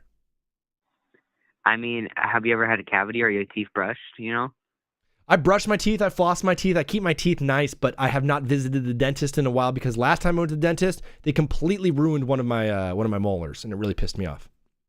Yeah, that can happen sometimes. But, as long as you keep your, do your teeth good and there's no serious problems or anything, it's all good. Yeah, I've never had problems with my teeth. And my, I forget what the word in English is. It's the teeth in the back, like that, they're like molars. These big teeth. Molars, right.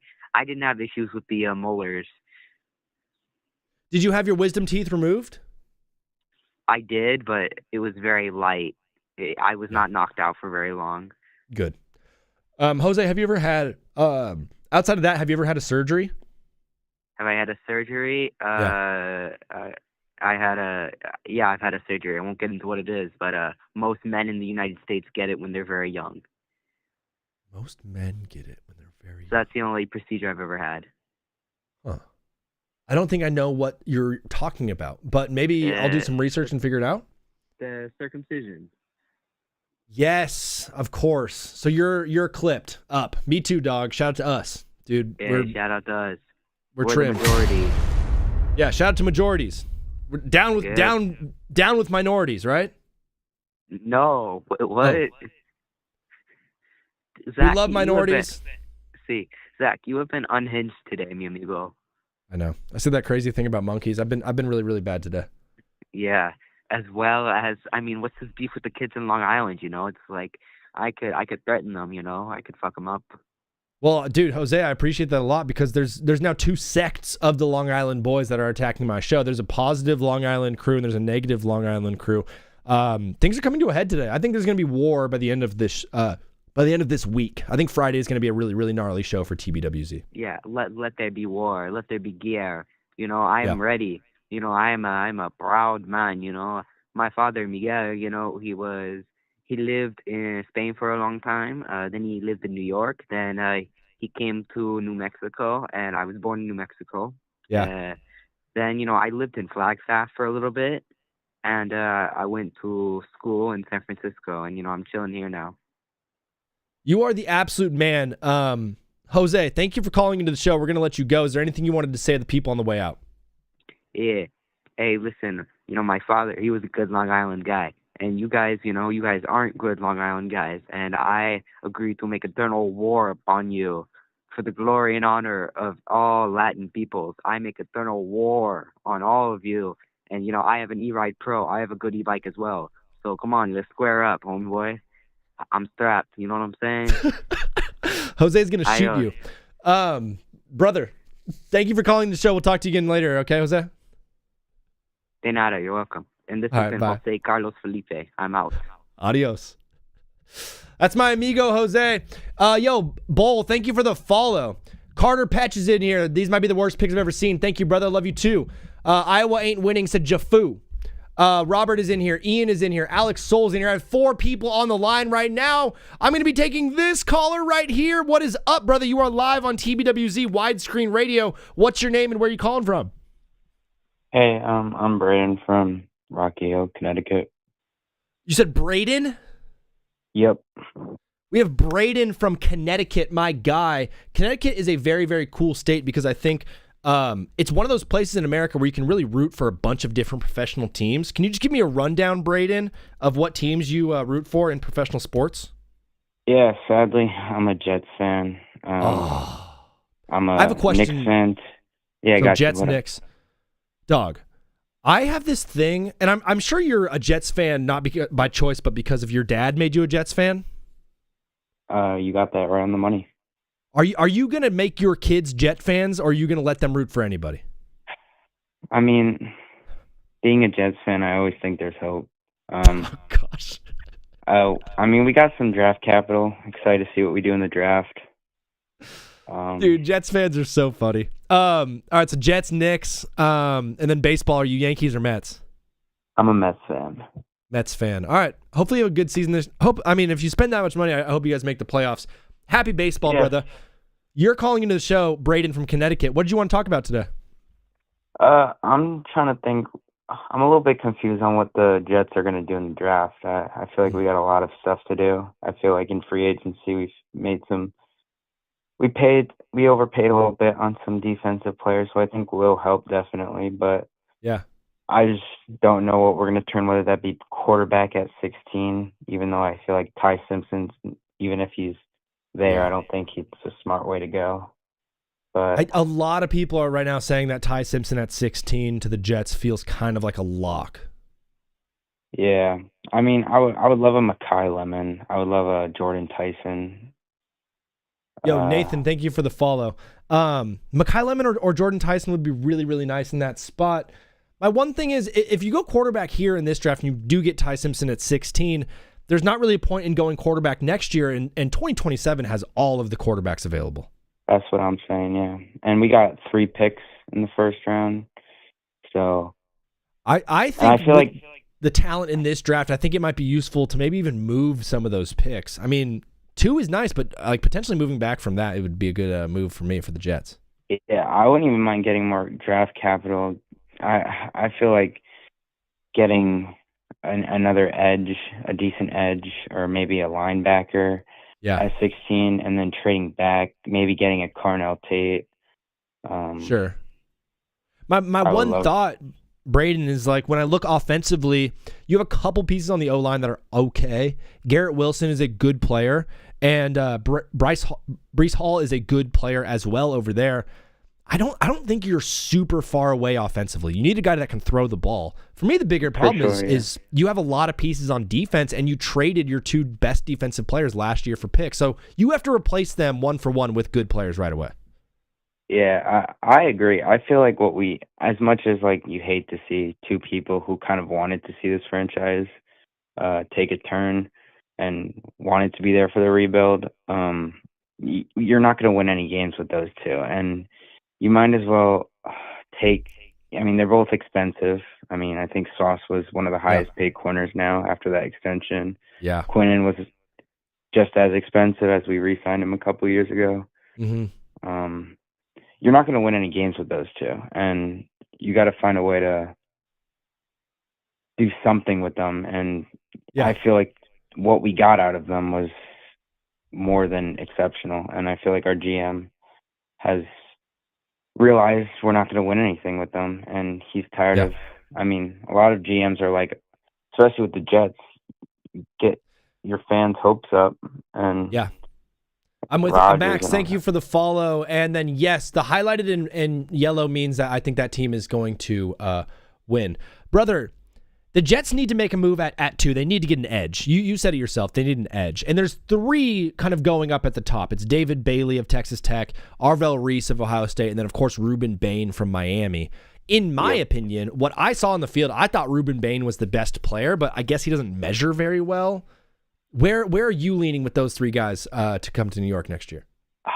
I mean, I think Arvell Reese is much more versatile and might fit our defense.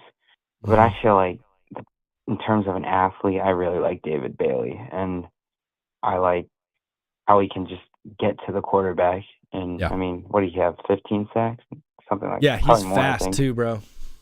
Yeah, I mean, Sony Styles. I mean, might be a reach, but I mean, what kind of edge has that kind of performance at a combine? He looks like a freak athlete. Yeah, dude, the performance from Sonny Styles, it just might be enough to jump him up into the draft and get a team like New York to bite on it. The fun question for me is, what are they going to do at 16? And right now, a bunch of people are projecting Tyson. They're projecting they go wide receiver. If Spencer Fano is there, the tackle from Utah, like I would go lean towards that, or you go edge and like try to get 2 defensive guys and try to like really bolster their defense in the first round. That's my thought. Yeah.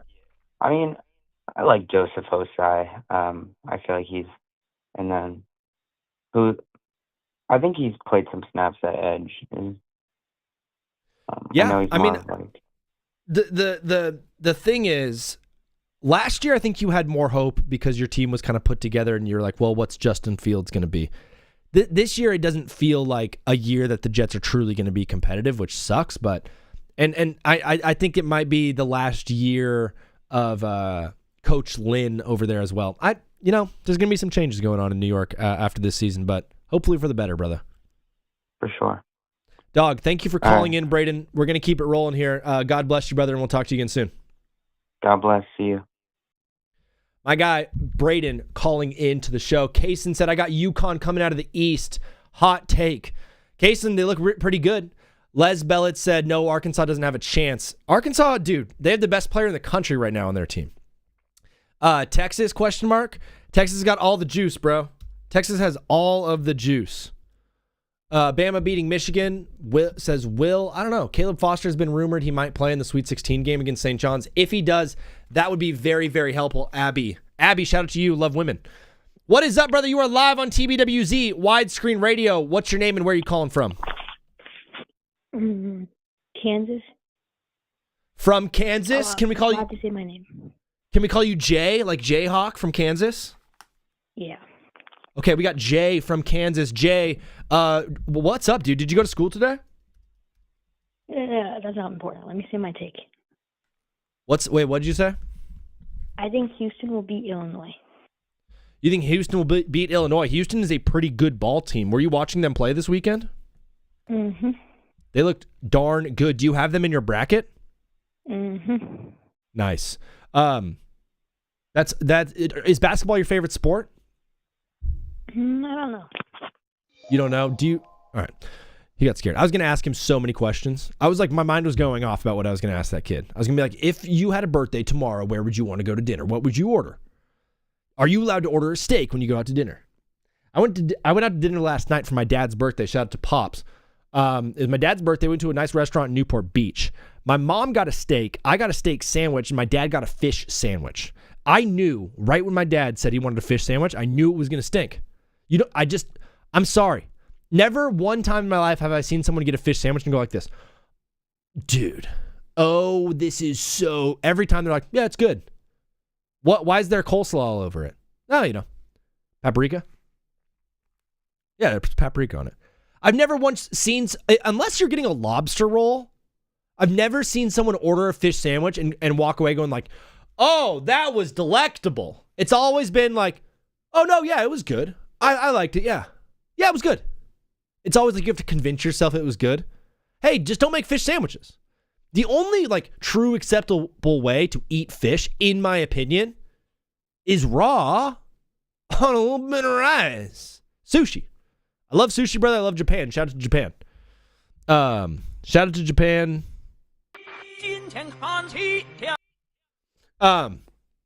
Houston over Illinois. Whoever's calling right now, we'll take your call right now. Hello. You are live on TBWZ widescreen. Oh, they hung up. Never heard someone get a fish sandwich and be like, dude, that was awesome. Fish sandwiches rule. Is it Lent? It actually is Lent. Shout out to Lent. Shout out to Catholicism. Shout out to Christianity. Shout out to Easter. Thank you, Jesus, for dying on the cross for my sins. We're getting another call. Are the yellow teams the ones you got winning? Yes, sir, Alec. Let me hear it. That kid was right. Houston over Illinois. Nathan, I don't know who you are. Wink, wink. I don't know who you are. Wink, wink. What is up? You are live on TBWZ widescreen radio. Please let me know your name and where you're calling from. Colby. I'm from Kansas City, Missouri. Colby from Missouri. You got some rustling going on in the background right now, Colby. What's going on over there, dude? All right. Colby did not like that follow-up question. Chris Dipp, my guy. Facts. What are your opinions on Houston over Illinois? I currently right now have Illinois over Houston. I think Illinois has probably been the best team in the tournament. I mean, Houston's defense has been awesome. Like really, really, really freaking good. Houston's defense has been unbelievable. Something about Illinois, dude. It's the age. They're older than everybody. They're so Eastern European. I don't know what it is. I don't know why they have so many old Eastern Europeans on their team, but dog.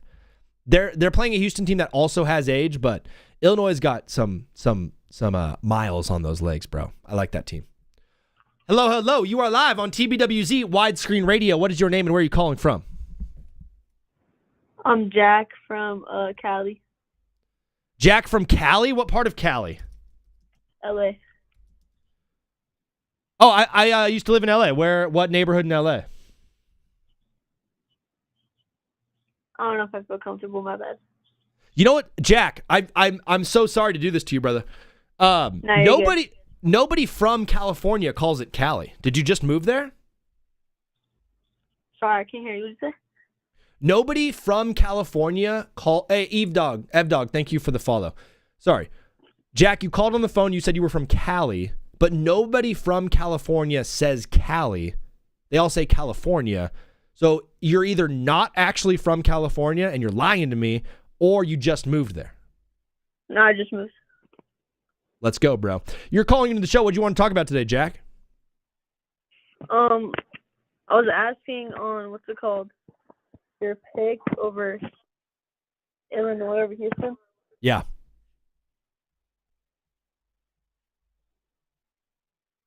Is there a question? Yeah, I got Houston winning that. Yeah. I mean, Houston's defense has been awesome. They're going up against Illinois, though, who has a ton of Eastern European talent on it. And I don't know what it is. I love the Eastern Europeans. I love their game. They're a little bit older. They don't seem to care as much as Houston does. There's so much pressure on Keldon Sampson to win the big one. Keldon Sampson has been here for 30 plus years and has never won the Natty. I think there's a lot of pressure on him to win it. My heart always gets broken when I'm wrong, and I had Houston winning the whole thing, but my track record recently, I've been picking an absolute idiot, so I'm kind of just fading myself here and going with Illinois because I think Houston is so good. Does that make any sense at all, Jack? Yeah, it makes sense. Nice, bro. Did you go to school today? No, I'm on break still. You're on break. Spring break? Yeah. Are you playing any sports in the spring, or are you a fall sports guy? Play soccer. You play soccer, and that's going on right now? My tournament just ended. How did your team finish? We got first. You got first. Is it a high school tournament or club? Club. It's club. That's pretty cool. What restaurant did you go out to last time for your birthday? I've been asking people what's your favorite birthday restaurant? I'm a big BJ's type guy. I like BJ's too. BJ's is good. Do you get the Pizookie? Yeah, I get the Pizookie. Do you eat so much you get a tummy ache or what? Nah. Nah, you got a tummy of steel? Yep.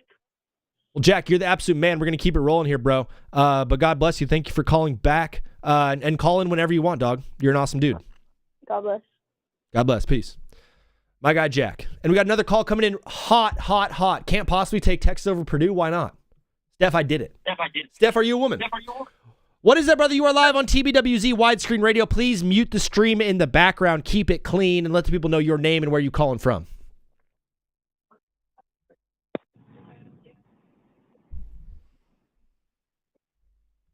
Hello. Hello.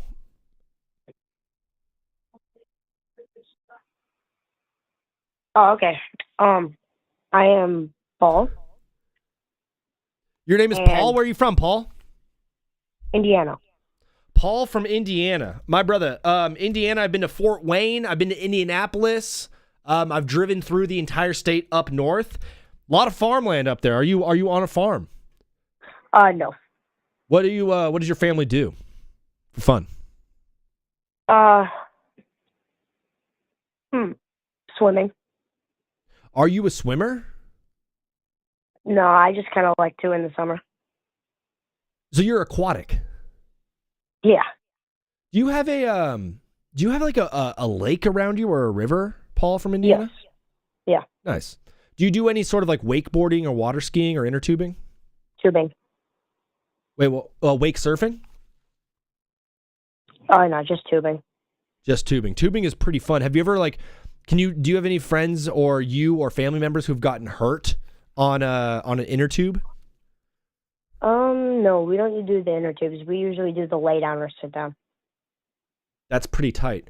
One time I was at a lake. I was at the Colorado River with my baseball team, and there was 2 people on the inner tube. One person fell off, so the guy who was driving the boat swung the boat around, did a complete U-turn, but we were really close to one side of the lake. So as he did the U-turn, the guy who was still on the inflatable went all the way around and like hit straight into the side of a parked boat and got wrecked. He like broke his leg and had to get a bunch of stitches and rush to the hospital. Ooh. Yeah. Can I give you my hot take? Dude, Paul, you're calling into the show, dog. What did you want to talk about today? The floor is yours. I would like to talk about the Iowa, Nebraska. Hey, it's the Midwest Classic in Iowa versus Nebraska. It's going to be a great game. I think nobody expected either team to be here. I love Nebraska. I love both of these teams.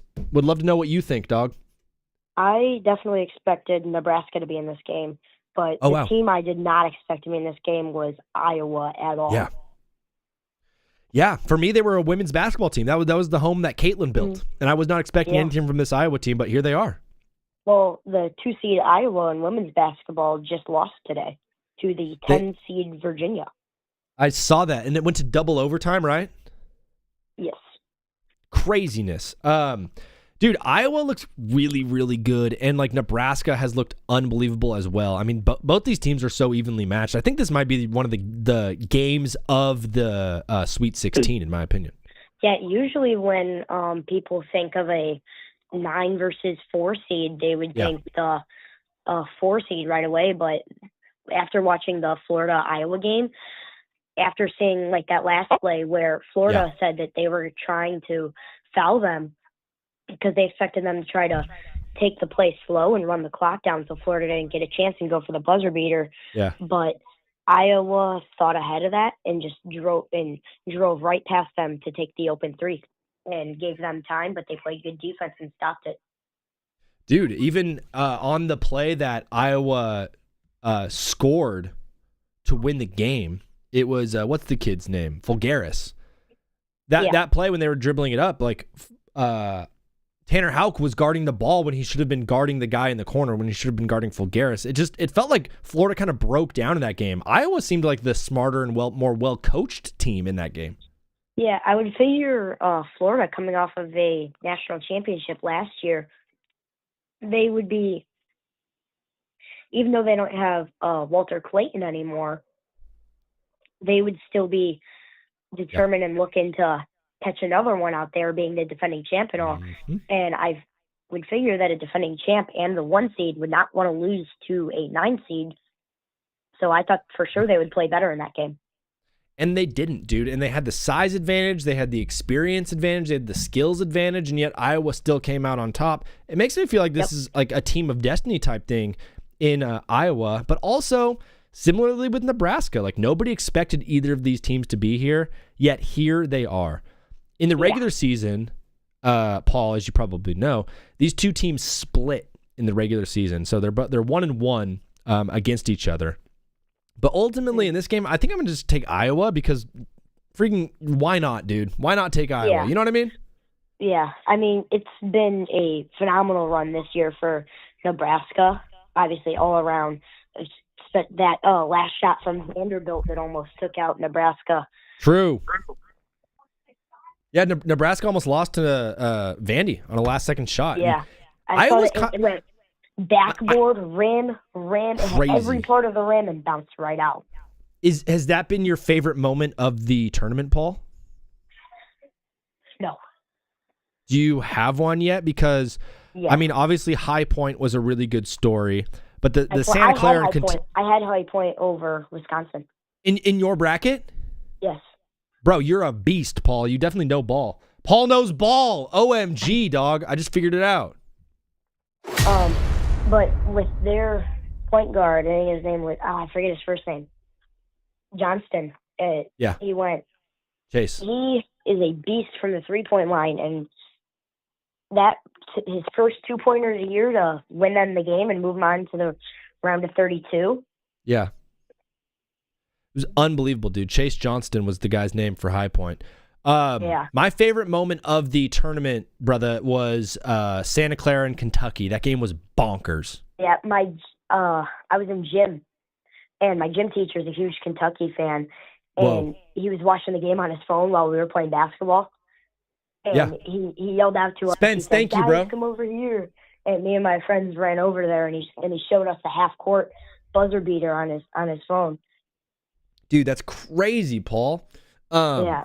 What sports do you play, dog? I play baseball and basketball are my main sports, and I play a little bit of. I'm not that big on football, but I play a little bit of flag football in the winter. I did the exact same thing. So I was a pitcher growing up. I played a lot of Me too. played a lot of baseball, and I played basketball, and then I played flag football for my school. Eventually, in high school, I played tackle football, and it was the best thing ever. I loved it. What position do you play in basketball, though? I want to know how tall you are. I am not exactly on the tallest end. And in the league I play, we don't really have positions. We're just kind of out there around running some plays. You play positionless basketball. You're like the Warriors of 2015. Yeah. That's pretty awesome, dude. So you play sports, and you live in Indiana, and you go to school. Do you have a favorite subject in school? Social studies. Oh, well, gym. Well, yeah, gym, of course, because you're a boss like that, and you like running around and playing tag. But you do like social studies. That's history, kind of? Yeah.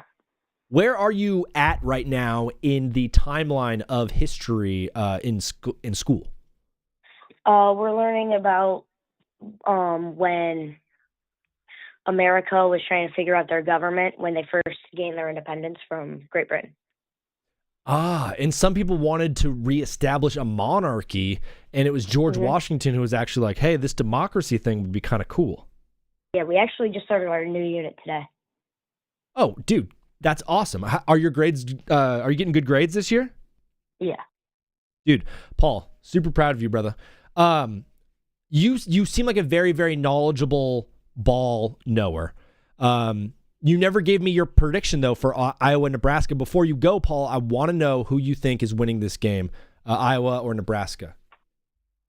For me, after watching... Thank you, Connor.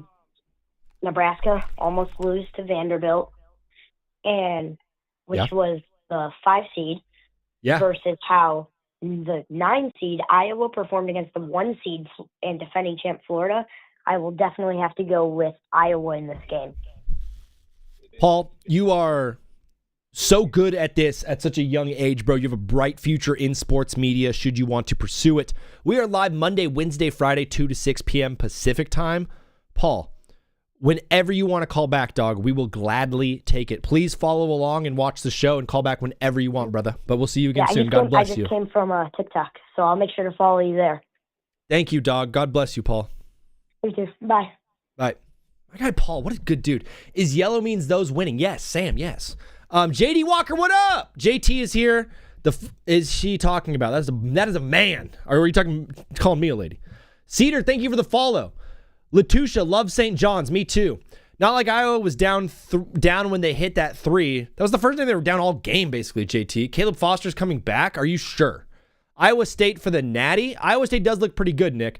Hey, basketball Paul, there he is. B-ball Paul, followed the live creator. Thank you. Yeah, Ryan, we're beasting up right now. Almost close to the record. Thank you, Kevin Fitz. Nate says, let me call. Nate, let me know your area code, and I'll pick up your phone number or your phone call next.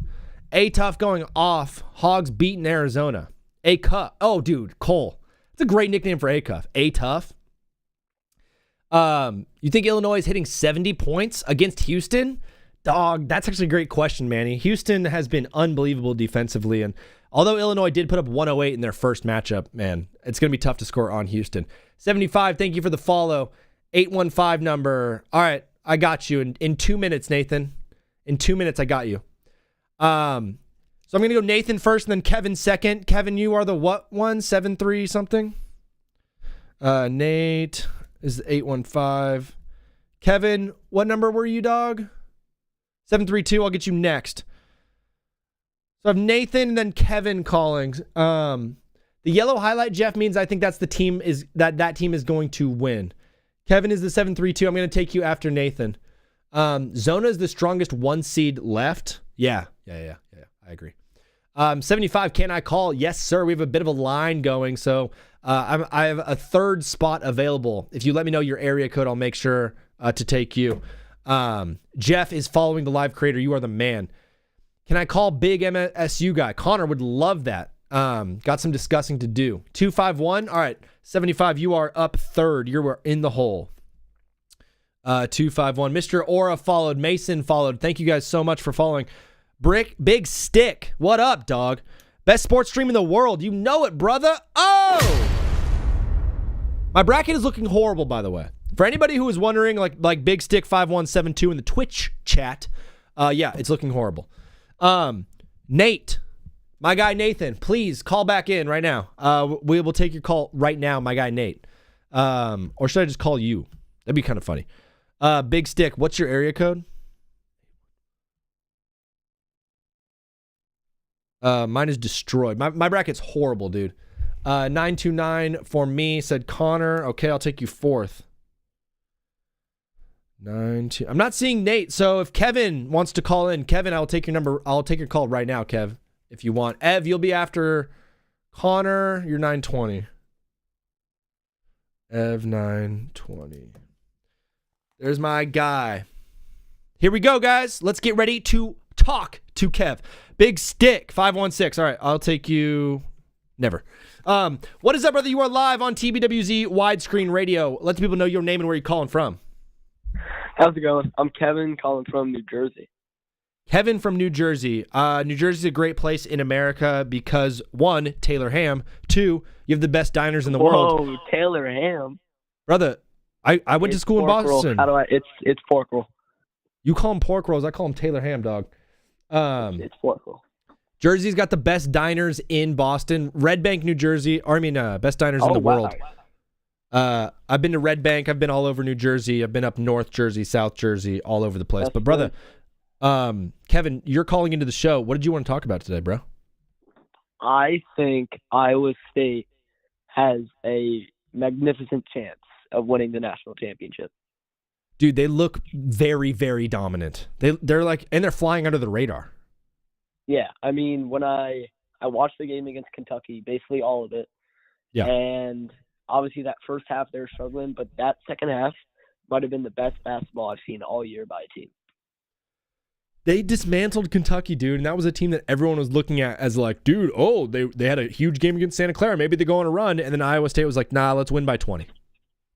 They caused, I think, over 19 turnovers without their best player and weren't missing a three. It was kind of insane. It was nuts, dude. And they're playing a Tennessee team that, they beat Miami of Ohio, and they had a good win against Virginia. I'm not super high on Tennessee, so I think this one should be a pretty easy win for Iowa State.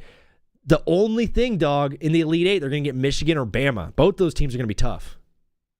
Yeah, Bama, I think I saw Bama was getting 10.5. I would definitely take that as someone. Thank you, Patty. I think they just score way too many points for Michigan. I do think Michigan will win, and I have them winning the tournament as of now, but I think Bama will give them a good run. I'm 100% with you, dog. I think both those teams are going to be good. It is 10.5 points right now. I don't really do a ton of that kind of stuff, but yeah, a bunch of people are going to be taking Bama, which means I'll probably lean towards the Michigan side. But yeah, and although I am loving this Iowa State team, I was at the Tennessee versus Miami Ohio game, and obviously, Miami Ohio, a lot of controversy there. Should they have been in? Should they have not? Yeah. Obviously mid-major, but Tennessee dismantled them. They shot lights out. And the weird part was I thought Houston was going to destroy Miami of Ohio, and then Miami of Ohio destroyed, SMU. And then SMU got worked. Wait, you were at the game? I was, in Philly. In Philly? Did you go to the any other game or just that one? It was, I got two games in one. It was Tennessee versus Miami Ohio and Virginia versus Wright State, which was actually a better game. It was actually a better game. I've never been to like a March Madness. Was it a lot doing two games in one day, or was it fun? The game was early enough where I got home around 9, so it was not bad at all, and it was awesome. And it was two games in one day, right? Yeah, you get it. And on Philly, the tickets were actually cheap. It was like I think $50 for like kind of top, but I mean, it was really good. You get 2 games out of it, and yeah. And Philly's not the worst place in the world to go. I mean, I've been to Philly twice now. It's been okay both times, but I will say they do have some darn good cheesesteaks, and the people there are funny.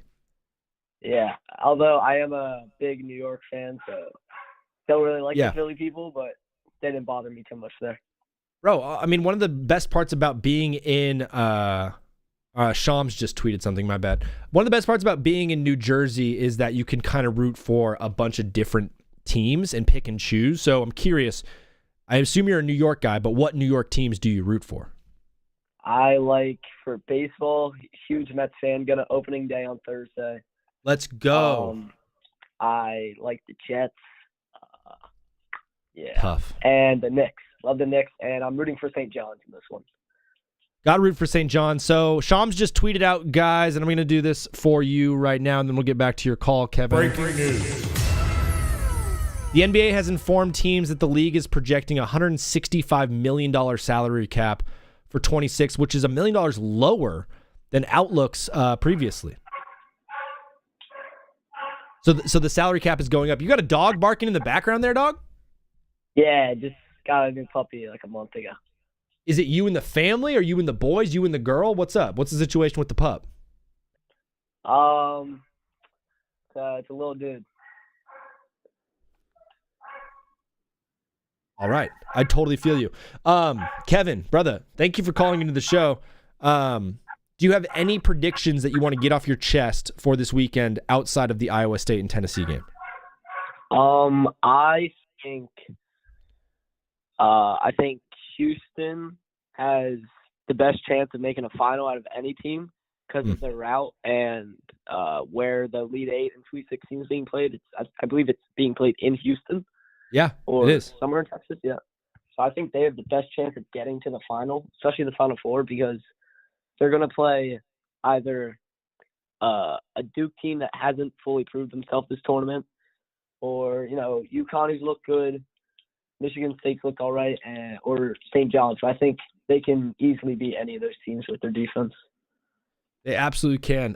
Kevin, you are a ball knower. Thank you for watching the show, dog. Please follow along and call back whenever you want, bro. Yeah, definitely will. Thank you. All right, peace. My guy, Kevin. Currently, right now, my guy 75 is up. 75, you are up. Ev Dog shared the live. Oh, my gosh. Bro, that's so helpful. Ev, because then if you know someone who's like a homie that will like have good conversation and is good with sports and can generate some good sports takes, sending them here would be absolutely massive. So sharing that with people would be huge. And JD just reposted it. JD's an OG. Thank you. I had Illinois not beating. I'm getting some calls right now, but I am waiting for 75. If 75 does not call within the next minute or two, I will just be taking one of these callers that is calling right now. Also, Connor was meant to call in. Oh, there it is. There's my guy. Connor, you are after this call right now. What is up, brother? How are you doing? You are live on TBWZ Widescreen Radio. What's your name and where are you calling from? My name's Cooper, Mobile, Alabama. Cooper from Alabama. Your team looks... Are you a Tide fan? Of course. Bro, Alabama looks pretty good, dude. I know, right? How do you guys beat Michigan on Thursday? How do you get it done?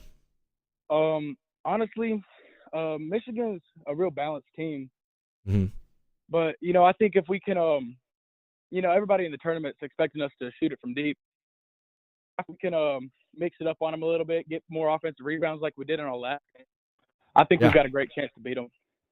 Yeah, dude, Alabama has been very, very dominant. They won by 20 against Hofstra. They destroyed Texas Tech last night by like 35 points. And they're going against a Michigan team that has been good, but did struggle a little bit against Howard in the first round and gave up 72 points to St. Louis.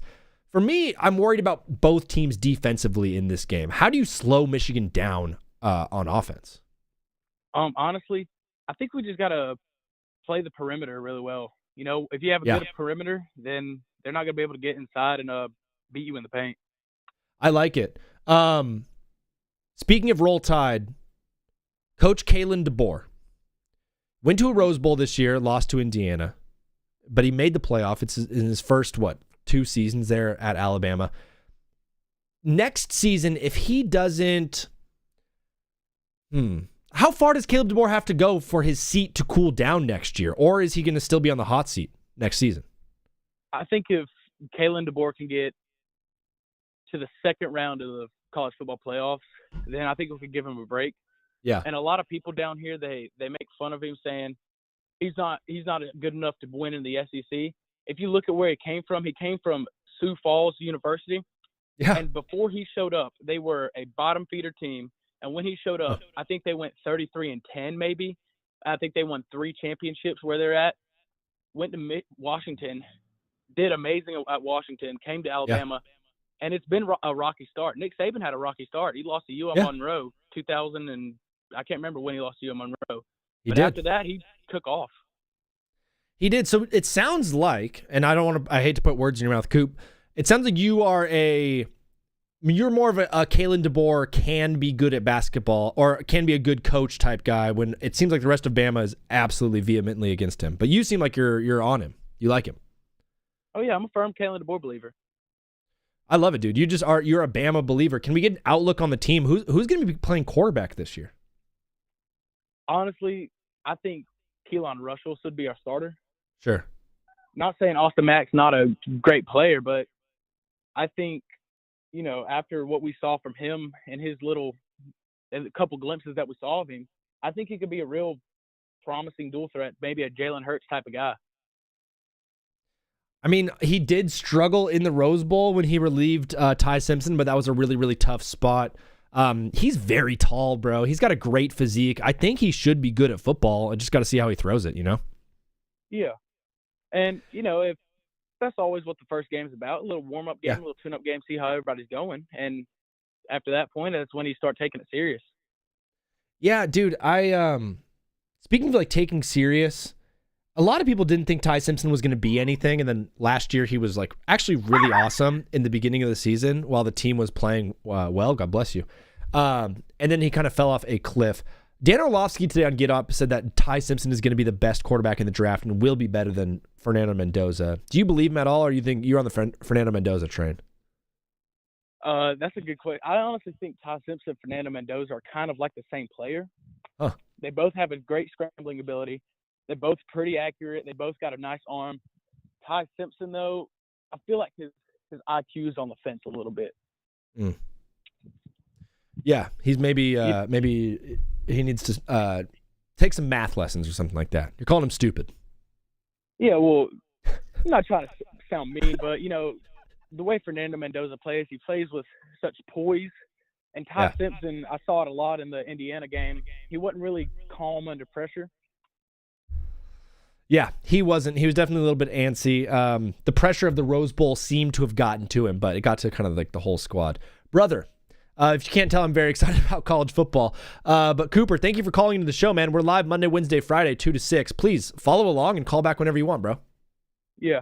Can I get one more word in about the bracket real quick? Absolutely, as long as it is clean. I got you, man. Yeah. I've got Texas and UConn. Wow. Game, and I've got Texas winning. Oh, you have Texas making it all the way. Yes. Wouldn't that be a story, dude? That'd be so awesome. You, brother, man. I'll be looking out for that, and we will say it here, dude. Cooper, we heard it here first. Texas is winning natty. Dog, God bless you. Thanks for calling in. We'll talk to you soon. God bless you too, man. Peace. What a great call. Purdue is better. Okay. If I missed somebody following, I'm so sorry. I do apologize, but I appreciate you following the show. I'm getting a call right now. I want to take that call, but I did say Connor with the 929 area code would be next, followed by Ev. So Connor, in the next 2 minutes, if you do call in, I will take your call. If not, it'll be going to this person that is calling in. Highlight means winning. Yes, Ben. Highlight does mean winning. Arkansas winning over Arizona. Interesting. I wanted to take Arkansas. Connor 929. Yes, sir. Connor, you're up.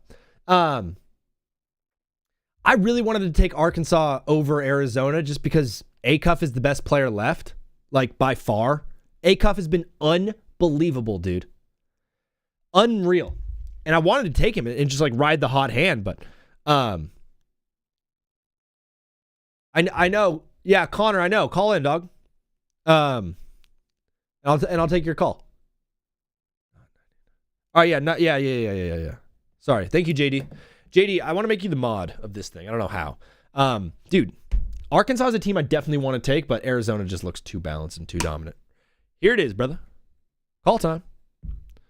What is up, brother? You are live on TBWZ widescreen radio. Please mute the stream in the background, keep it clean, and let the people know your name and where you're calling from. How's it going? My name's Connor. I'm from Michigan, big Spartans guy, and okay. My hot take for the tournament is that this call is being recorded. The recording has stopped. I'm so sorry. I accidentally pressed the wrong button, Connor. You said you're a big Michigan State fan, East Lansing area, and then you said your hot take is what? My hot take is that we're going to have a Michigan State national championship. I like how Michigan State's been playing a little tricky in the Louisville game. I mean, came out hot out of the gates. They're starting to find their flow offensively. I like it. And I feel like on the other side of the bracket, obviously Michigan's playing the best. They're playing very good basketball right now. I mean, they got so much depth. Even with the LJ Kaysen injury, Cadeau stepped up big versus St. Louis, and I like them coming out of it. But I think State gets it done versus UConn, and I think their biggest challenge is probably going to be St. John's. And I kind of like Izzo versus Pitino. So you think St. John's beats Duke then? Yes, I think St. John's will beat Duke. Okay. I feel like Duke, with the whole Caleb Foster injury, they're down a few guys. I like them, but they just haven't been the most consistent team. They could easily make that game swing, but I think St. John's is going to have a little bit of an edge over them, in my opinion. Yeah. Dude, I love it. Sounds like you've been watching the games and you can see what's on the screen. I got Underdog 2K. I got some other people in the chat right now on TikTok saying there's no way UConn loses to Michigan State. And I don't agree with that at all. I feel like UConn, I mean, they've been kind of slumping towards the end of the year. I mean, you obviously got to respect Hurley as a coach. He's a great coach. He won back-to-back national championships, but I feel like Izzo's I feel like this is going to be the year where Michigan State gets over the hump. Kohler's playing good. He's been hitting the three ball a little bit, so that helps, obviously, if we can get Kohler to start shooting good out of the pick and pop scenario. Sure. Obviously, I think he had 26 assists over the first two games. That was huge for us, and Cohen Carr stepped up big, so I like Michigan State in the matchup. And I think Michigan won't have any problem with Bama on the other side of the bracket.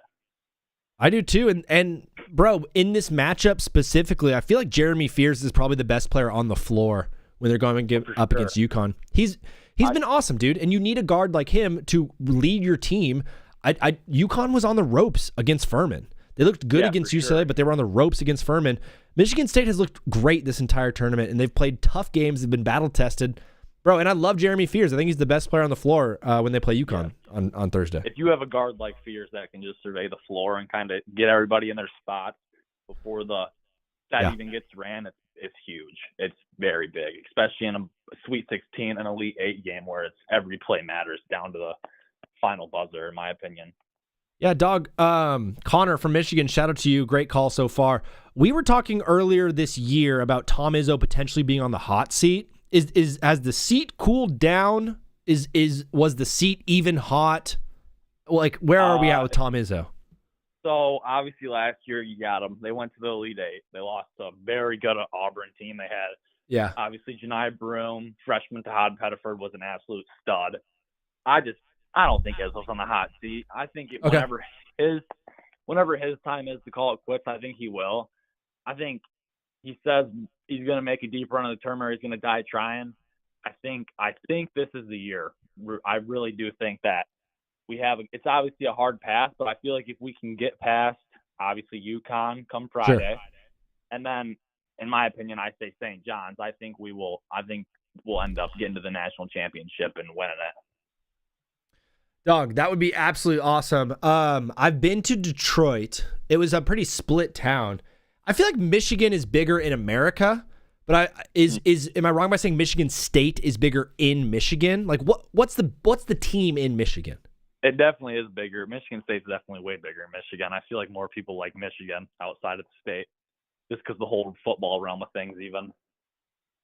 Yeah, and you guys can now always have over Michigan's head your coach didn't beat up a girlfriend and cheat on his wife. Yes, for sure. Absolutely. And then I got another hot take for you to listen to. Hit me with it. I see on your bracket, you got Arizona beating Arkansas. I don't think that happens. I think you look at Arkansas, they got A-Cuff. I think A-Cuff is the best player in the tournament. I don't think it's really even close at all. I agree. He's been absolutely killing. I mean, first round they played Hawaii, not that big of a test, obviously. Still a solid team. They had some good defenders. They're a hustle-style team. Yeah. He went off. And then I see they're playing High Point, and he just flips the switch at the end of the game, goes on like a 8-0 run by himself, and wins the game for him. Yeah. I think they're going to beat Arizona. I think it's going to be a game down to like the last 2 minutes, but I like A-Cuff. I think Brazil on Arkansas has been shooting the ball well. Malik Thomas is playing good minutes for them. I think he might even be a little injured, but I think Arkansas beats Arizona, in my opinion. I could see that. My only worry about the Razorbacks is they've kind of been running a 6-man rotation, and Arizona is deep. Arizona's deep. So if you're running a 6-man rotation against, deep, and they're also a very physical team. I mean, you got like some big dudes. You got the star. He's a good young player, Koa Pete. Like, they're a very physical team and can beat you up and kind of force you out of the game almost if you don't. So that's just one way that I look at it too. But I think Arkansas is going to end up getting the job done with A-Cuff. He's just playing out of this world. Yeah, dude, he's been incredible this tournament, and he's been making it very fun, bro. Connor, first time calling in? Yes, sir. Dog, thank you so much for calling in. This is huge, bro. I'm trying to grow something really big here, so please follow along and call back whenever you want. Yeah, I love it. Go Spartans. Thank you, dog. We're going to get the job done this year. Let's do it, bro. Call back when they win it. All right? All right. All right. Later, Connor. Peace. I got 2 calls. I got 2 calls coming in, or 4 calls coming in right now, and I want to take all of these calls. I did say that Ev, my guy Ev, would be next up. Davis with the follow. House with the follow. Thank you guys so much. That means a lot.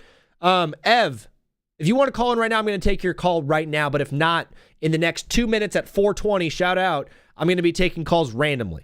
Ethan, thank you for the follow. I did not mean to click this. Hello? Am I on the phone with someone? No, I'm not. I'm still waiting on my guy. I'm also doing a live watch along to the Laker game right now. The Lakers and the Pistons are playing. Detroit is up 6-5. We got a close one coming. Whoa, pause. Felix, thank you for the follow. Buddy, I'm about to call in. Tyler just called me buddy. Listen, A-Cuff's a good player, but no doubt, but Arizona has consistently beaten teams with good players. They have. I mean, they ran through the Big 12. So Darren Peterson, obviously DeBonsta, all those dudes, they ran through and did pretty well against. So I'm absolutely with you. My biggest thing, though, is the depth. Arizona's depth is crazy. Arizona's depth is gnarly, and Arkansas is playing a 6-man rotation. It's going to be kind of tough right now. I'm not seeing my boy Ev. Ev, if you're in here. Low-key confused why you have Texas over Purdue. Ethan, brother, it's March, dog. We didn't see a whole lot of upsets in the first round, so I'm going to be taking upsets in the second round here. Not 420 yet. Ev, call in, brother. Illini winning it all. All right, we're taking this call. What is up, brother? You are live on TBWZ Widescreen Radio. What is your name and where are you calling from? Hello, I am Roberto Torres from Colorado. Oh, brother, how are you? What part of Colorado are you calling from, Roberto? Boulder, Colorado. Dude, Boulder is a very cool place. I went there once when I was a little bit younger, when I was staying in Denver. It's an hour south of Denver, hour and a half? Yes, sir. Nice, dude. Have you been to Red Rocks before? Yes, I have, for a concert. Dude, last time I was there, I saw Chainsmokers live at Red Rocks. What did you see? Yeah, same one, actually. You were at the Chainsmokers concert? Yeah. For real? Yeah. I was on the left side of the road. I was on the left side. Do you remember... oh, yeah, Pete, you're right, my bad. Do you remember who opened up for the Chainsmokers? There was a comedian. Oh, what was his name? He's, what's his name, dude? Trevor Wallace? Yes. Yeah, bro. I was there. I was his producer and tour manager, so I was on the road with him, and we stopped by to hang out with the Chainsmokers at Red Rocks. It was freaking awesome, bro. You're his producer.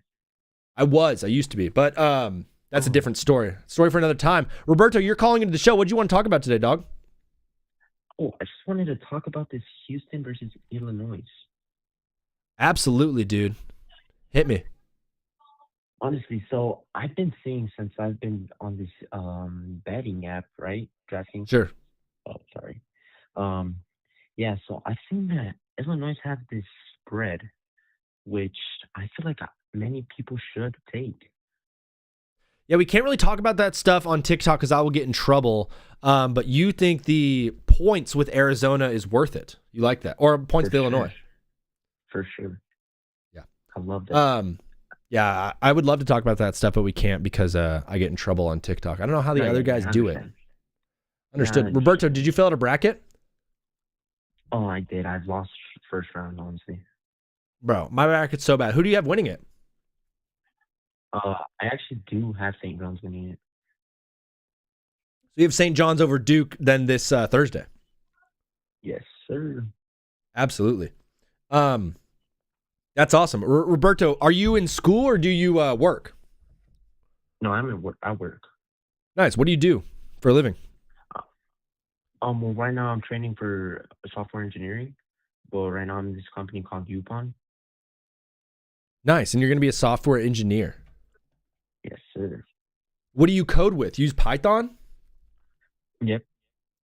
Do you feel like you have a leg up on some of the younger folks because you remember learning it and not just having Claude build out code for you? Like you actually know how to do what you need to get done?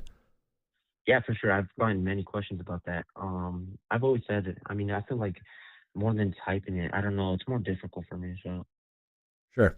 Do you? There's a lot of people watching the show right now, and there's a lot of young people watching. Do you have? Do you suggest going into software engineering, or do you think it's a tough industry to get into right now? What would you say to the youth? I mean, yeah, for sure. Well, for software engineering, you got to be. Well, I feel like everyone could do it. Honestly, you just have to be studying, taking a lot of classes for sure in college. Many classes. I'm on my third year here, but I'm still working. So you gotta know your responsibility with work and school. Yeah, dude, I worked a full-time job my last 2 years of college, so it's hard work, bro. I just wanted to commend you on putting in that work, dog. Oh yeah, no, yeah, for sure. Thank you. Of course, Roberto. Did you want to say anything else before we move on with a different call? No, well, yeah, I appreciate you guys' show and thank you for letting me be in here. Of course, Robert. You are the man. We'll talk to you again soon, okay, bro? Peace. All right, yeah, peace. My guy. What a dude. What a beast. What a legend. Purdue is going to beat Texas. Eli, I don't know, dog. I don't know, bro. I like Texas a lot. Texas has a good resume. Purdue always chokes. LeBron with a big three. Lakers are now up 9-7, 6 minutes left in the first. No Cade Cunningham, obviously, for Detroit, but also there's no Marcus Smart for the Lakers. The Lakers' big three are still in as Tobias Harris hits a three to take the lead. It's 10-9 Pistons. We're doing a live Lakers watch-along on TBWZ widescreen radio. Kirk, KTK says Illinois wins it all. Wouldn't be that surprised. Bama with the upset. I can see it. I could see Bama with the upset. I do like Michigan a lot, though. I think they're just one of the most balanced teams in the country, and defensively, they've been kind of sus. But obviously, Bama is going to give up 100 points to Michigan, probably. Is highlighted who is losing? No, Caleb. Why would I highlight the loser? Did you watch UConn win by 16?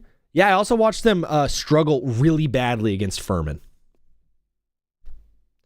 Arkansas with the upset. I can definitely see that. The way that Darius Acuff is playing right now, Jacob, I mean, it's unbelievable. This is the first Laker game this year I'm watching. Let's go, Sugo. Shout out to you, bro. This is going to sound crazy. I saw Doug and Kathy yesterday, or on Saturday. And Tori. Shout out to them. I know you know who that is, but if you don't know, that now you do know. If you don't know, now you know. We're giving up 100. Come on, it's a race to 90, buddy. Alabama is winning. I like when you guys call me buddy. It's just like you're trying so hard to get under my skin. Oh, I'm gonna call him buddy. Let me chat it up about the bracket. Depends on where you're calling from. I have a brother calling in right now who is an absolute OG that can call whenever he wants. JD, I'll get you next, dog. Are you 712, JD?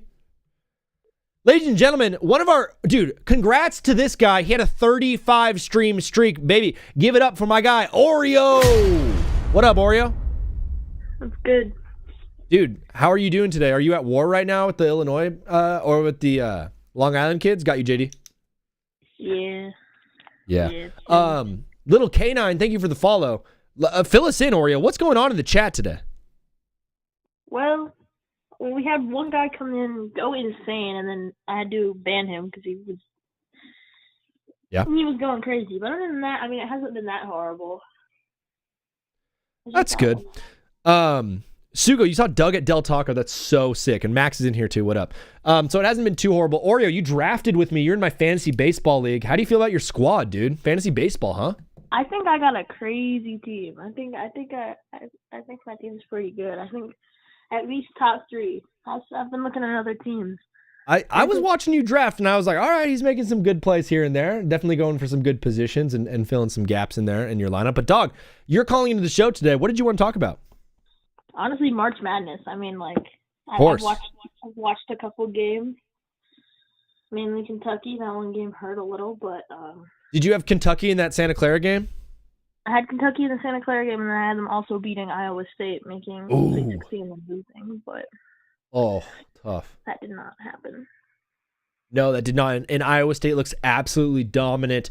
Is your champion still alive? Oh, yeah. It's Arizona. But nice. I'm kind of wishing I didn't pick that because I watched that Michigan-St. Louis game. Sure. And, I mean, at the end there, I don't know how to pronounce his name. Yakochinas? Yeah, Yakochinas. Yeah, he just, like, something clicked. I don't know what was. Like, he didn't have Thank you, Oliver. Through the game. Like, the last 2 minutes, he got, like, his first points, and then he had, like, 15 by the end of the game. And I'm like, he just started shooting the lights out, and then he had like, one like, I don't know if it was a dunk or something. I don't remember. But, like, the ending of that game was crazy. I just watched it because I was like, ooh, Kareem Abdul-Jabbar. Dude, he was so sick. I really wanted St. Louis to win because of Avila, dude. Kareem Abdul-Jabbar was so tight. Yeah, but after that, I mean, is Lendemore going in the draft this year, or is he I mean, beats me. Dude, following all of the sports is so difficult. I'm like trying to follow up on like the Stanley Cup, and I'm like, oh wait, the NBA draft is happening, and I'm like way behind on the NFL draft. But dog, I'm just locked in on March, and I'm locked in on NBA right now. As the Lakers just took the lead, 11-10. Michigan, though, that's your team. You think Michigan's gonna win it all now after watching the first 2 games? Yeah, that was I mean, I watched part of their first game. It was good. I mean, but that's it's the 1-6 teams are either going to be close, an upset, or like it's either going to be an upset or it's going to be it's going to be a buzzer beater upset, or it's going to be like a blowout. Like there's never like that much in between. Even if it looks at the start of the game like that Duke Siena game, like they still won by what, like 10 or 12. They did find a way, to they didn't cover, but they did win by double digits. Yeah. For me, the Michigan and Alabama game is really interesting that you bring up. Obviously, Michigan has scored, they scored 100 on Howard, then 95 on St. Louis, and Bama has scored 90 in both of their games. So offensively, bro, like both of these teams have been very good. I just think at some point the Aiden Holloway loss for Alabama has to catch up to them. Oh, it's gonna. And it's going to definitely bring morale down a lot, too. Yeah, I think it's going to catch up to them probably in this game. Michigan just has depth, dude. They've got depth, and they've got dudes, and they have height. They have a physicality that I don't think Bama necessarily brings. But offensively, both teams are absolutely electric. And neither of them have been playing much defense. Yeah, Michigan, it's like Michigan's 10th man could be a starter at a mid-major. Absolutely, dude. I have Tyler in the chat saying, what do I think about St. John's over Duke? That's the other one I'm taking. I've taken St. John's over Duke. Duke is the one seed that I'm not super stoked on. We were talking earlier in the show, but Cameron Boozer. I don't know if I see it, bro. He doesn't seem like a star to me. No, yeah, I think his ceiling or his the whole thing is that his floor is really, really high, and that his ceiling is even higher. But I don't think he'll go much above that floor, if any. Like I think he'll be like a fringe all-star, like fringe starter kind of player. Sure. It's Eric. Thank you for sharing the live. You're the man. Dog, I'm totally with you on the Cameron Boozer stuff. I also think his brother is not very good, and that's not someone who I really want running the point of my team going into a Sweet 16, in my opinion. Yeah. Oreo, obviously, you're a huge Spurs fan. You call in every week. You watch every single show. You are an OG fan. I got to just give you the floor. Tell me how good the Spurs are, bro. Give me a minute. I think if we ran a lineup without our top 3 guys, I think we would still beat the bottom 8 teams in both divisions, so like the bottom 16. Are you worried at all about Wemby's longevity? What? Are you worried at all about Wemby's longevity, like him getting hurt in the playoffs? I think his mentality, if it's not that bad of an injury, like if it's something like, oh, my thumb is hurting, ow, like he'll play through it. Yeah. But he is also kind of large and slightly fragile, so that's the thing that really worries me. I mean, he's been taking some hard falls recently, and he hasn't been getting injured. Whoa! Oh, pause, Oreo. What'd you say? Whoa, okay. Okay, bro. Bro said hard balls. I'm just kidding, Oreo. I'm just messing with you. Yeah, dude, I mean, the Spurs are awesome. They're unbelievable. Like, Victor Wembanyama is the best player in the sport, basically. If he's rolling, I think the team absolutely is going to roll through the playoffs and win the whole thing. But a lot of people are saying they don't have enough experience to get there. Yeah, that's the dumbest argument I've ever heard. I mean, I'd be way more confident if Popovich was still our coach, but Mitch Johnson, yes, he's a young coach. Like, even the coaching staff is young, but like he has been sitting behind Greg Popovich through the entire rebuild, basically, and he's been watching slowly how Greg Popovich coached and like how he's had so much success as a coach. Yeah. And I think he's just going to be like another Greg Popovich. Like, he's going to be top of the list, like around the top of the list of most of winningest coaches by the end of his coaching career. I mean, that is a take and a half. I'm absolutely going to just back you up on it no matter what, because I'm loyal to you. You're like my blood, brother. I absolutely love you, Oreo. Dog, thank you for calling in. We'll talk to you again soon, all right? Yep. All right, peace. My guy, Oreo, we're watching along to the Laker game. Kevin Huerter just laid it up or got blocked at the rim. It's 19-18 Lake Show. Luka obviously is playing the entire first half because that's what he does. He's already got 13 points, 2 boards, no assists. Austin Reeves got the start tonight. And then Jake LaRavia got the start over Marcus Smart. Jake LaRavia got the start over Marcus Smart and has no points.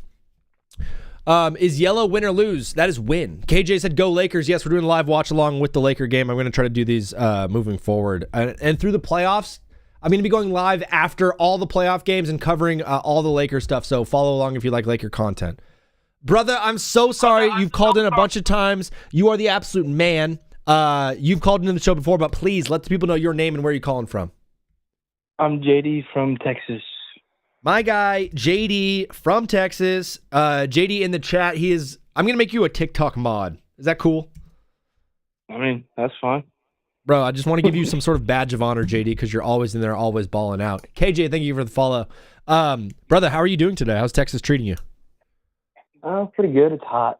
So, It is hot. It's like 90 degrees here. Dude, it's absolutely cookers. Jake LaRavia is back in the game. Luka Doncic made 3 free throws. Lakers are up 21-18. JD, bro, we watched a lot of basketball this weekend, did we not? Oh, absolutely. I was glued to my bed for like 10 hours a day. Absolutely. Do you have any main takeaways or anything you want to get off your chest? Any hot takes? Well, for one, I want to talk about just for 2 seconds. AJ Mitchell should not have been suspended. He was the one that got slapped first, but that's just me. Didn't he jump into the fight though? He did, yes, but he got slapped in the head. Yeah. I'm with you. I think players should be allowed to fight. But I think that people are underestimating Duke. Yeah. With how much, because especially with Pat Nagumba back, Duke still has the best defense in the country. We had the best perimeter defense in the country, and it's like Kim Palm agrees and everything. So I don't know. I just feel like people think that just because Caleb Foster's out, we're like not good. Yes, we played horrible against Siena. It hurts, but you know, I think it hurts more. The Caleb Foster thing, I think, hurts more, like ball handling and like offensively, like taking care of the rock, which is obviously important in big games. But yeah, I don't think it's the biggest issue in the universe. Yeah, I think, but our coach sounds confident he could be back either this Friday or the Elite Eight game, Caleb Foster. So that'd be awesome if he is able to return. Yeah. So hopefully he can come back, but I have Duke and Michigan dueling it out in the Natty. Duke and Michigan would be a great Natty. Luke Kennard just hit a big three-pointer, 25-18 Lake Show, and Danis Jenkins just hit it too. Luke Kennard guy. Luke Kennard, what a beast. Bro, Duke and you said Duke and Michigan? Yeah, and I have Duke winning. But I thought we just were talking about how good Alabama was. Alabama? I'm not a Bama guy. The Michigan and Alabama game is very interesting to me. I think if Michigan gets past them, I think they'll be good. But, dude, Iowa State also looks pretty filthy in this tournament. Yeah. The only problem with Iowa State, that one guy got injured, so I don't know about them playing against Michigan. I do not necessarily know who you're talking about, but I believe you. That Michigan team looks... guards, I believe, got injured. Yeah. Someone was asking me if I watch golf and who I got in the Masters. I do watch golf. I take Hovland every year. Big Victor Hovland guy. So I'll probably be riding with Hovland in the Masters. And then Matsuyama's heating up at the right time. He's won it before. Brother, of the games that we saw, we didn't see a whole lot of upsets go on. It was kind of like a slightly boring March Madness, but nothing truly to complain about. What games are you most excited for the Sweet 16? Obviously Duke and St. John's, but then I have Illinois beating Houston, and I have Arkansas beating Arizona. You have Arkansas over Arizona. Are you just riding Darius Acuff? I think Darius Acuff in Brazil, they can get to Arizona. Because, I mean, if Kansas was able to beat Arizona, I think Arkansas can beat Arizona. That's a great point, man. Kansas did beat that Arizona team and looked really good against them. And I'm putting Acuff ahead of Darren Peterson right now in my power rankings of just individual players. So, dude, you make a very, very good point, JD. Brother, anything else on your mind? Anything else you want to get on your chest? Go Duke. Go Duke. You heard it first. JD, brother, thank you so much for watching along and following. You are the absolute man. We're going to keep it rolling now, all right? God bless you, brother. Yes, sir. Yes, sir. Peace. Bye. Blorp, what up? Blorp is also, Blorp gets one of these. Blorp is also a member of the, whatever it's called. My brother, who's calling in right now at the 219, we only do one call per show. One call per show, but I absolutely love you, dog, and would love to have you call me back next week. What does yellow mean? It means I have that team winning. Upside down question mark guy. That's what in Spanish? That is huh in Spanish. Wait, that is this in Spanish. Huh? The end of the first quarter has happened in Detroit.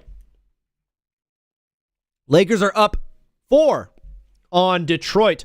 It is 27-23. Take a look at the box score real quick. My guy, 219, one call per show. Love you there, brother. JD from Texas was on the line. Now he's not. The phone lines are officially open.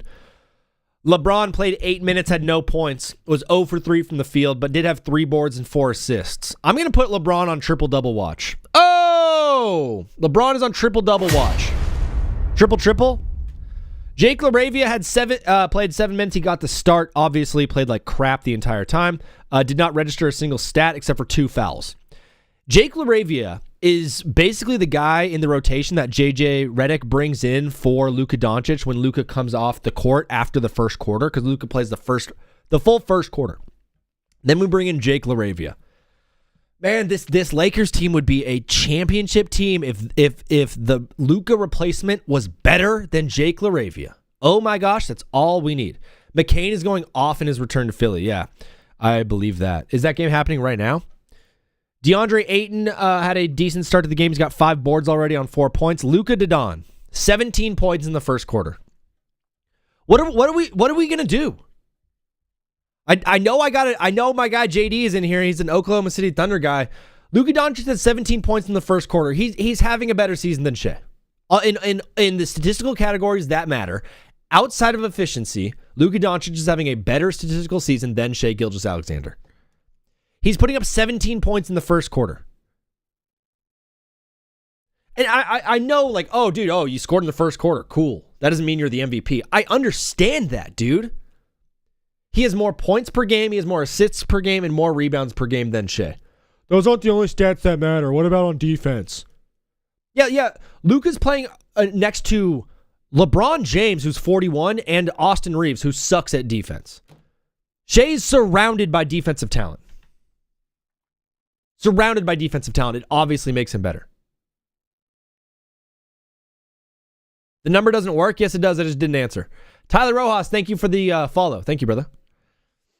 Yo, can I make a poll? Absolutely, Oreo. Do whatever you want. Luke has 17 in the first quarter, bro. He's 5 for 11. He's put the ball up 11 times. He's 2 for 7 from 3. He's hit 5 free throws, 2 boards, no assists, and he's got a foul and a steal. For the Pistons, Tobias Harris is kind of providing the offense along with Dennis Jenkins. Now, this is exactly why I don't have Detroit going far. This is exactly why I don't have Detroit going far. Who's going to score outside of Cade Cunningham, dude? Don't follow. He doesn't look at your questions. Don't follow. He doesn't look at your questions. Are you telling the people not to follow me, Nick? Or are you like, hey, if you don't follow, he's not going to look at your questions? Very confused by your sentence structure, Nick. Please speak English, Doc. We ain't scientists. Tobias Harris has 6 points for the Pistons. Duncan Robinson's fat 0, doing nothing. Duran's got 4. Asar Thompson's got 4. And they've already played 10 players. This just lets me know that Bickerstaff has no idea what he's doing without Cade on the floor. They've already played 10 guys. That's crazy. That is nuts. Jalen Duren already has 4 boards. All right, back to the game. Back to the calls. What is up, brother? You are live on TBWZ Widescreen Radio. Please mute the stream in the background, keep it clean, and let the people know your name and where you're calling in from. Hi, my name is Jack. I'm from Boston, Mass. And I was just wondering, do you think it's crazy to have UConn to win the whole March Madness? So, Jack, one sec, people did not hear you. I went to BU. Shout out to Boston. I lived in Brookline, my favorite city in the world. What was your question again, brother? Do you think it's crazy to have UConn winning the whole thing? Do I think it's crazy to have UConn winning the entire thing? No, not at all. UConn does look good. They looked pretty bad against Furman, which does give me slight concern. And then, of course, going up against Michigan State is not going to be the easiest matchup. But, yeah, I mean, Dan Hurley's the best coach in college basketball, I'd say. Yeah, what do you think, like, their odds are of winning against Michigan State? Like, you think they'll win? I think they should win. I think it's going to be a close game. Ultimately, like, in my head, I do have Michigan State winning the game just because Jeremy Fears is really, really, really good at basketball. But ultimately, I'd give UConn a 58% chance of beating Michigan State. How does that sound? Yeah, good. I got them going up against St. John's in the Elite Eight, so I'm a Big East guy. You're a Big East guy, but you are from Mass. Can I ask you, are you a Celtics fan? Oh, yeah. So before the season, nobody believed the Celtics would do anything, and they thought they'd maybe even be miss the playoffs. I thought they were going to tank for AJ. They thought they were going to take for AJ. Is this the best season that you have been a Celtics fan in your lifetime? I mean, honestly, I'd probably have to go the one where they won the chip, just because that team was so fun to watch. But, like, this is probably up there. Was that the Marcus Smart Depoy year? Yeah. Yeah, as a Lakers fan, it was also like Marcus Smart's last good season. I don't know why he was so good for you guys, but like pretty buns for us. Yeah. All right. Thanks for the yeah, bro. knowledge. Talk to you soon. Later, Jack. Yeah. He didn't want to talk anymore. He just wanted to say his take and get out of here. But I love Jack. That guy's the absolute man. Oreo, did you start the 2024? No, it wasn't. It was after the Marcus Smart trade. Did you start the poll? I don't know what poll you're doing. It's 31-29 after Jalen Duren just put it in a bucket. And Jake Laravia is about to score this ball right now, so it'll be 33-29. Jack with the follow. Thank you, bro. You are the absolute man. Sorry for burping. I didn't mean to. B-Ball Paul is still in here. Yes, sir. Oh, Paul, it's you. One call per show, Paul. Love you, though. Love you, though.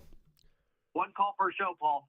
What is up, brother? You are live on TBWZ. Please mute the stream in the background, keep it clean, and let the people know your name and where you're calling in from. Keep it clean. Hello? Hey, brother, please mute the stream in the background, and so there's no delay. But yeah, what's up, dog? What's your name and where are you calling from? My name's Kale, and I'm calling from Illinois. Kale, how do you spell that? Take your brain about Illinois going all the way to the championship. How do you spell your name? Is it C-A-L-E? C-A-L-E, yeah. C-A-L-E, Illinois. Bro, honestly, between you and me, Kale, I took a little something out on Illinois to win the entire thing because after the first weekend, they seem like the most dominant team in the tournament right now. We put up some big numbers. Big numbers. They do have a tough game against Houston. If they can get through Houston, I think they can get through anybody. That's kind of my opinion on them right now. Now that Florida's not in the bracket. Yeah, I feel like if we get past Houston, too, I think we're winning it all. My thing about Illinois, do you want to know why I have them being so good? It's the Eastern European influence. The Eastern Europeans on that team are unbelievable. Yeah, I mean, every night we're going to have a different weapon, so. It's what it feels like, and it seems like, correct me if I'm wrong, I think they're the oldest team in the tournament, so they have a lot of age. Yeah, I don't know how old you are, but like a 23-year-old playing against an 18-year-old, I don't care who's more skilled. That 23-year-old is going to dominate that kid. And that's what I feel like we have in Illinois. Yeah, that's a grown man going against a kid. That is and that's what Illinois feels like. It feels like a bunch of grown men playing against children right now. Yeah. All right, I just wanted to call to see what are your thoughts on Illinois. Bro, you are the absolute man. Thank you for calling the show. We're live Monday, Wednesday, Friday. Follow along and call back whenever you want, dog. Thank you. All right. Peace. We have a poll right now going on in Twitch world. We have a poll. I got you right now, Blorp. The poll is, will the Lakers be down at half? I'm going to predict they will not be. No. I'm predicting no. Blorp, I'm taking your call right now. Blorp, my guy, what is up, brother? Tell the people your name. And actually, no, this is Blorp from Maryland. How are you, bro? Huh? Blorp, how are you doing, brother? Come again? This is Griff. Wait, this is not Blorp. No. Griff, I am so sorry. You know what? I'm such an idiot. I'm such a loser. I need to just. No, don't worry. No, bro, this is not cool.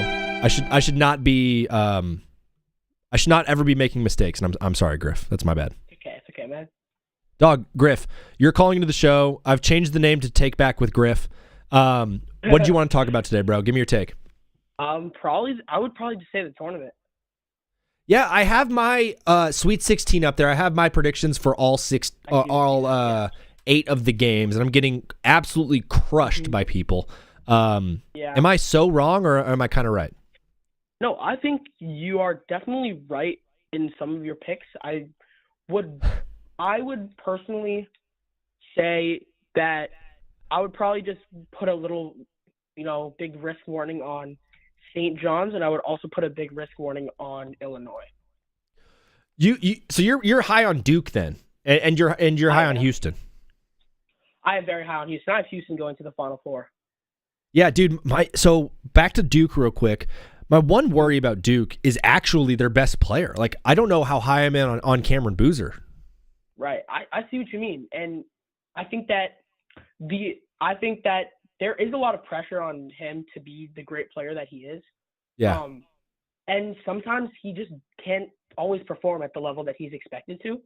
But I do see a lot of good light being shown from a lot of the role players on the team. Caden, he's great. Just all the guys.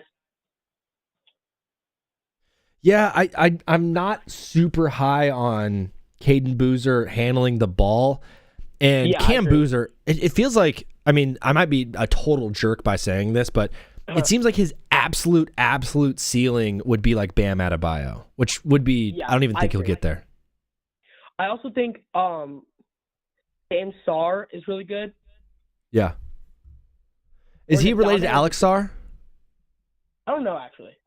Okay. That's a good question. Griff, how's your bracket looking, dude? Not great, if I'm going to be honest with you. I was doing amazing after the round of 64 because I predicted the entire Midwest correctly. Yeah. Oh, nice. I had yeah. It wasn't a super difficult region to predict. Sure. But I thought I was really a St. Louis believer. Yeah, me too, dog. I mean, Kareem Abdul-Jabbar was the best story for me in the tournament. Light, thank you for sharing the live and for following. Kale, thank you for the follow. A correction, Oreo the Cat helped us out. Dame Sarr is not related to Alex Sarr. You heard it here first on TBWZ widescreen radio. So you have Duke. Kareem Abdul-Jabbar? Yeah, go back to Kareem. As in Rob Waif? Bro, Rob are you hitting me with a Rob Waif right now? Yeah. Dog. As in Bro is Robbie going. Avila. Dude. Robbie Avila, bro. I want to call him Roberto, bro. Yeah.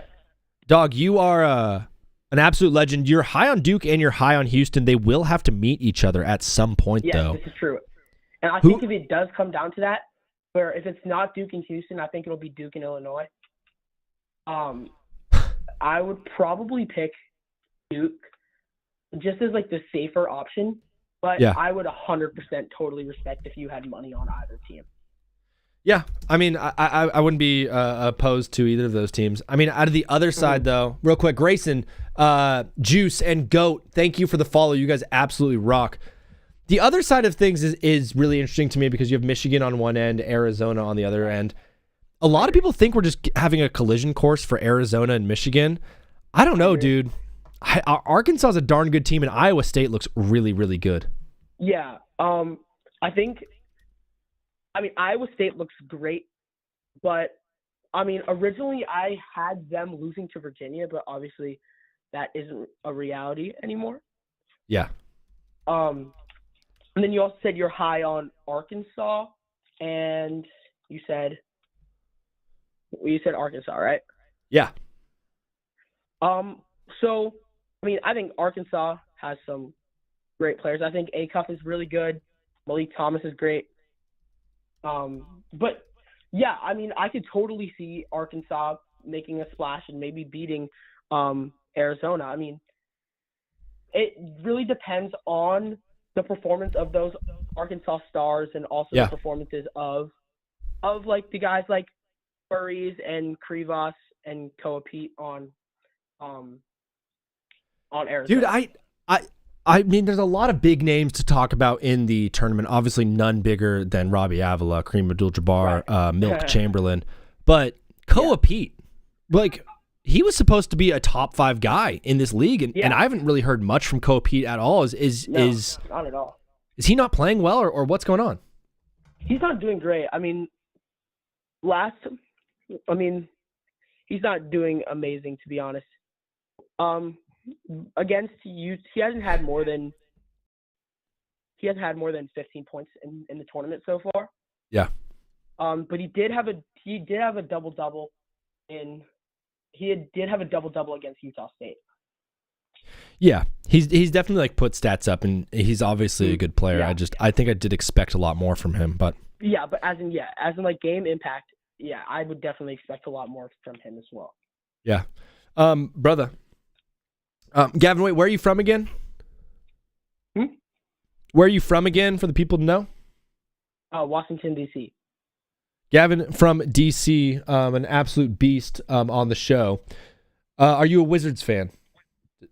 No. I've asked you this before. You're like a Celtics fan or something really lame. Yeah, I said I wouldn't put my name to a team because I'm not really super committed. I kind of just have to float around depending on what teams I really believe in that much. So I guess right now I'd probably be riding with Phoenix. You believe in Phoenix a lot out of the West. I do. Yeah. What is Jalen Green gonna turn up for that team or what?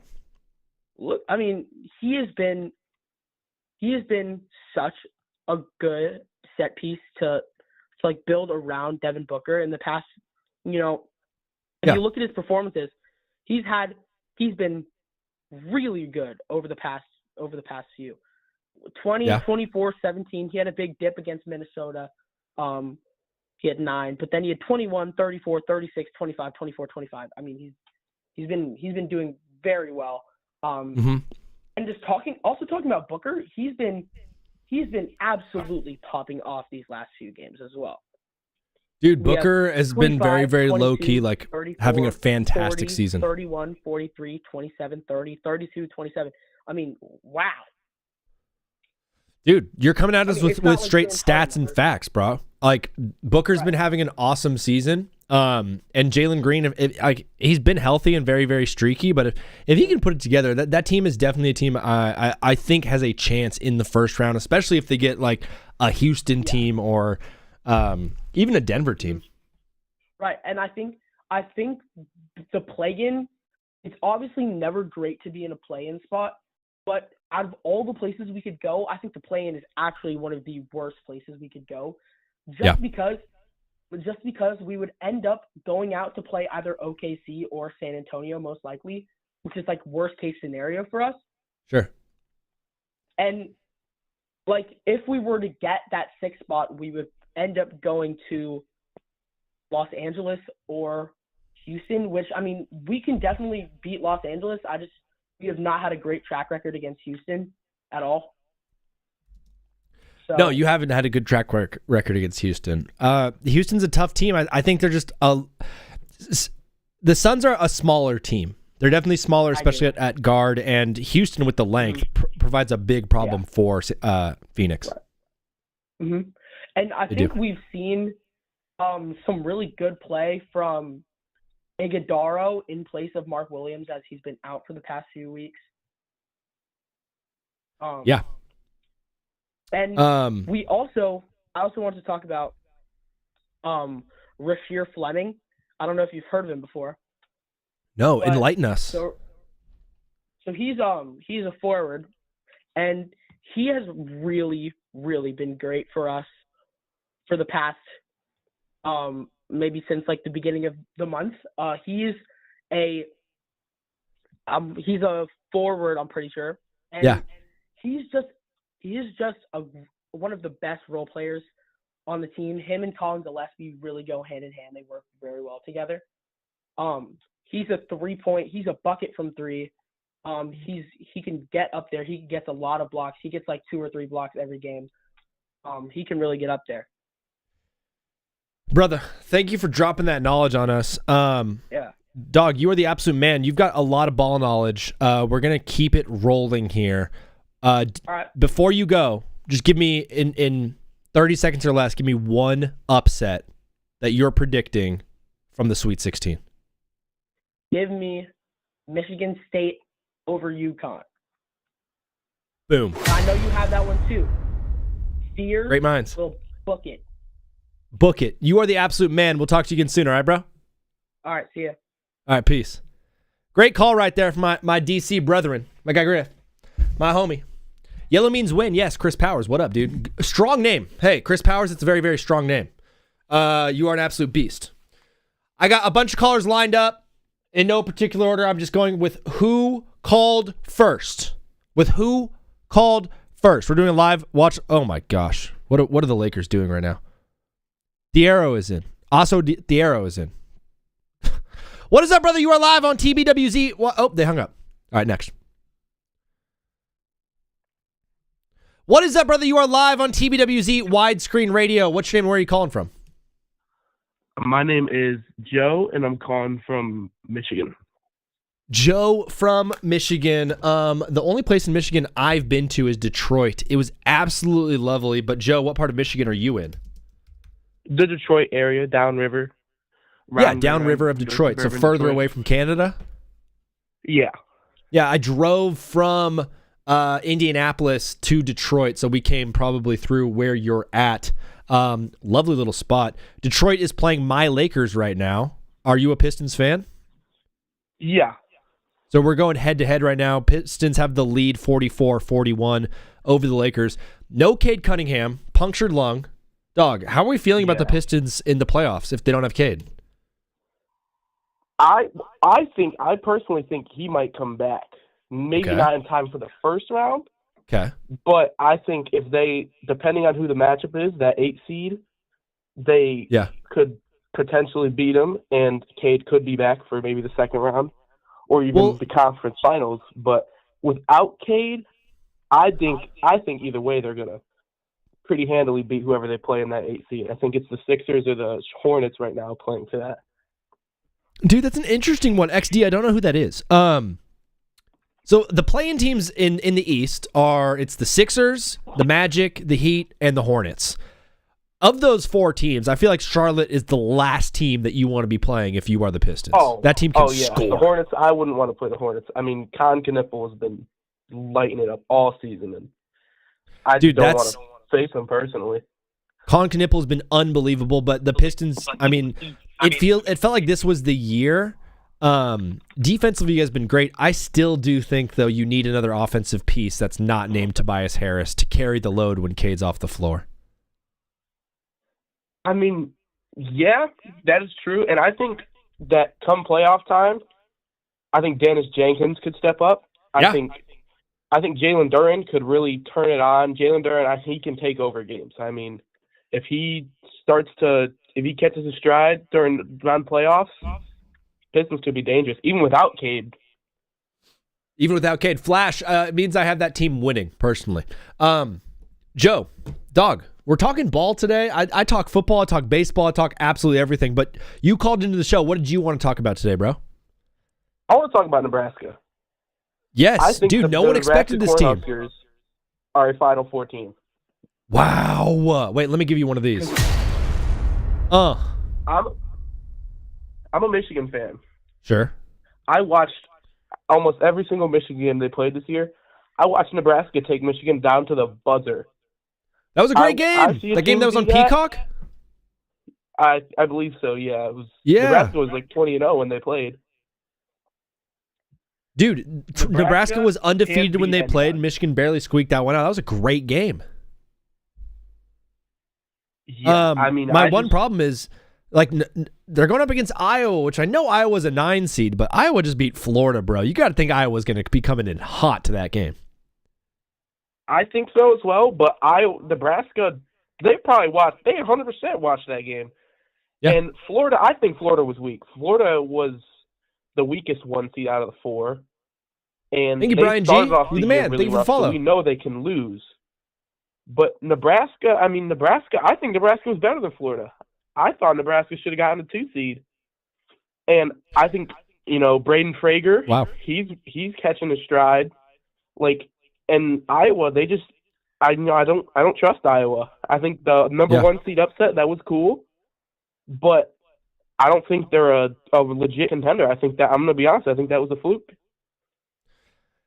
You thought it was just a bad game from Florida. I agree. They didn't look great. I mean, Iowa played a good basketball game. They hit the shot they needed to hit at the very end. But I ultimately think Florida kind of just looked horrible in that game. And Nebraska, I know they played a tough Vanderbilt team, but they've played really well in both games, I thought.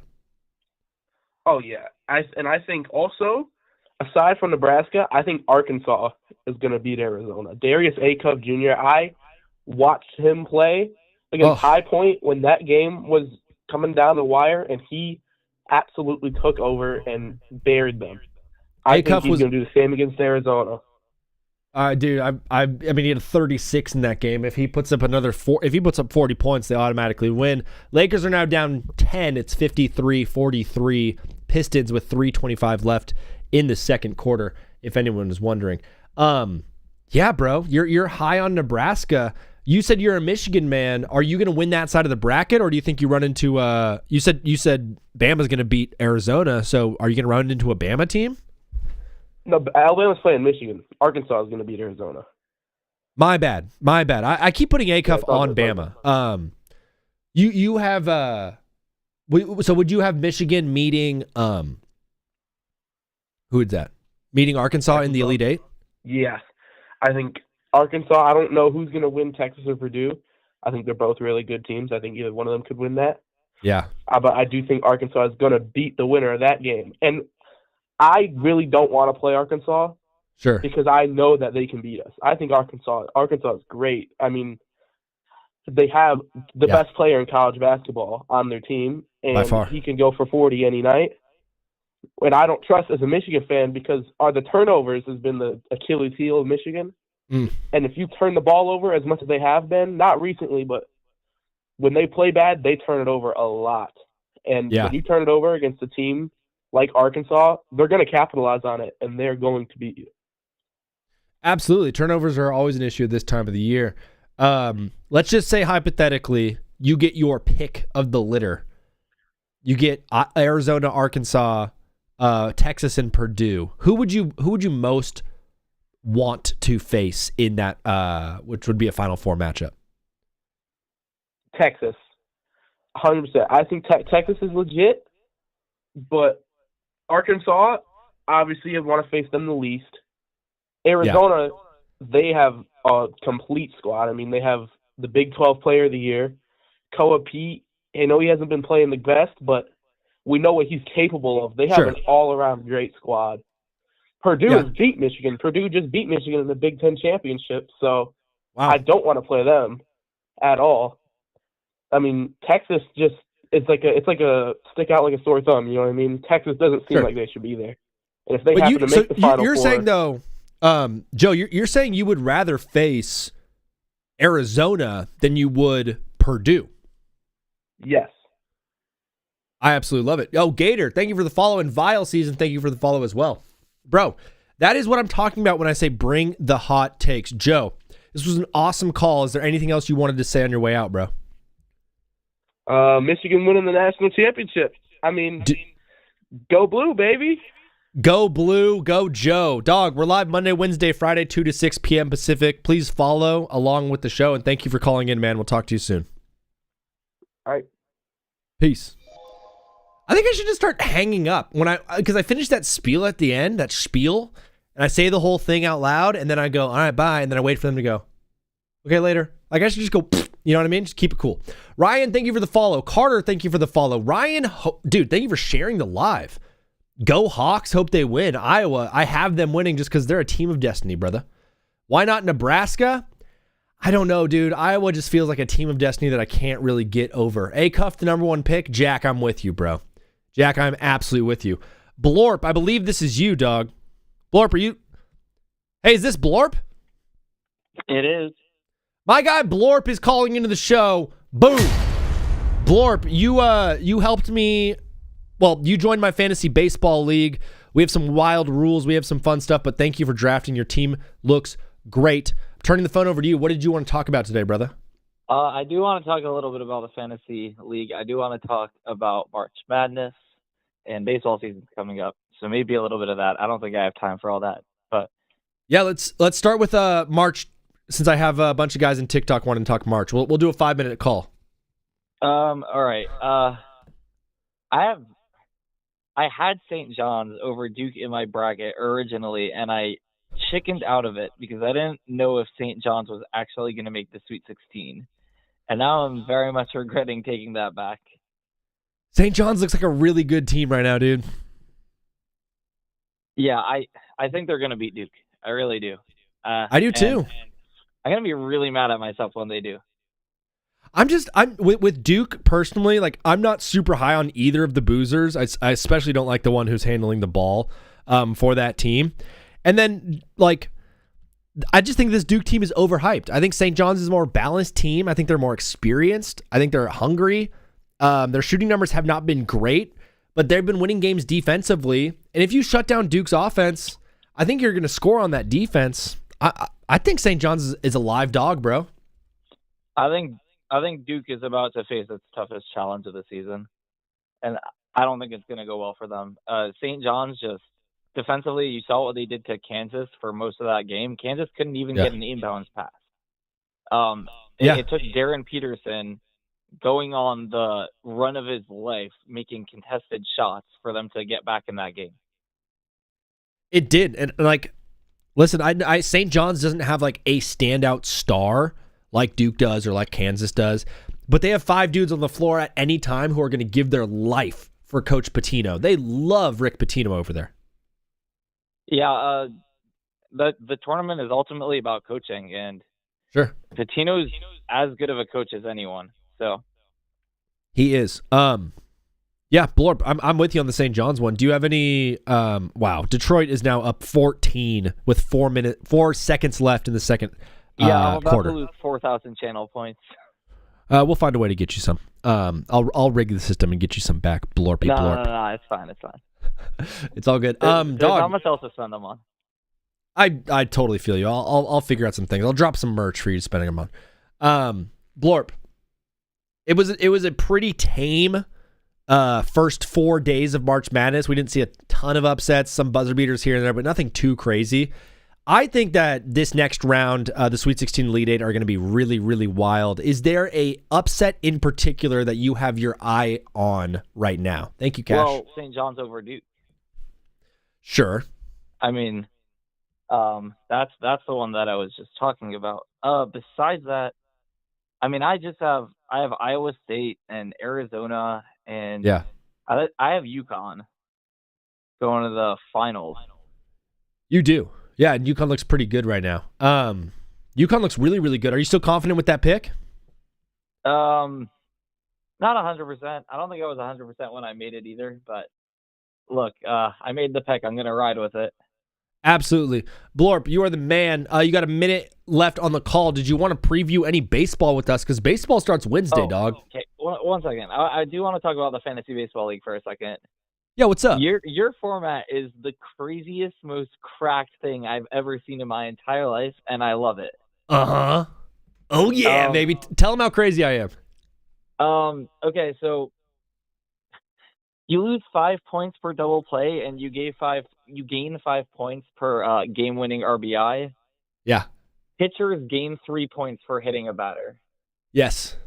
Yes, we value reckless pitching, and we hate when guys ground into double plays. So what I did actually to draft is I went to players and I sorted by. I went to 2025 season their stats and just sorted by like points per game in total. Uh-huh. And I found out that Byron Buxton had 6 points per game last year and was like a top 4 hitter. Dude, he must have been getting hit a lot by pitches. So Buxton, he doesn't ground into double plays, it seems like. There you go. Dude, someone's going to lose a matchup based on that double play rule. Yeah, it's going to suck. I do notice we play each other first, and I think this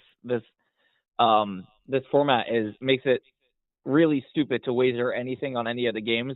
But that being said, I think we should wager on this game. Not money, but like have some fun with it.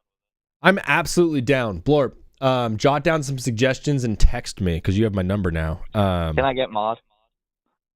Can you get mod if you win? Absolutely. Okay, I'm going to have to figure out a punishment for myself if I lose this. Yeah, you will get mod if you win, and then I'll figure out something if I win. But I love that, Blorp. Right. You know what? I'll think of something before this matchup's over. But I love it. We'll figure something out. Maybe something involving the Ravens or football season or something crazy. Maybe something involving the Ravens, like you're not allowed to call in and talk about the Ravens for like 2 weeks. Maybe. Okay. Brother, you are the absolute man, Blorp. Thanks for calling. Anything that the people should know about baseball season, anything that you're looking out for, one big storyline of the year? There's a lot. Watch out for Chris Bubich and Zach Eflin this season. Bubich is still on the Royals? Yeah. And Eflin is a Oriole. Boom. There it is. And Taylor Ward is an Oriole. Watch out for him. Baltimore should be sneaky good. Of course. Does before you go, I'm so sorry I keep doing this. Roman Anthony MVP season, Jack, that's not bad. Is Jackson Holiday going to show up this year? Is this the year we get Jackson Holiday? To start the year, I think he will take another step up. His first 2 seasons have been, yeah. I mean, it was bad, and then he got better last year, and he was slightly below average hitter.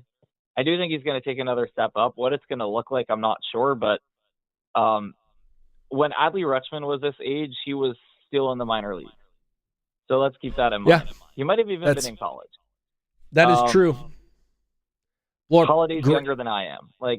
Yeah. He's a young lad, and he's trying to learn a grown man's game. Blorp, insightful as always, grounded as could be. Blorp, you're the absolute man. We'll talk to you again soon, all right? All right. Have a great night. All right. Peace. Oh, boy. Let me just check real fast to make sure this is my guy.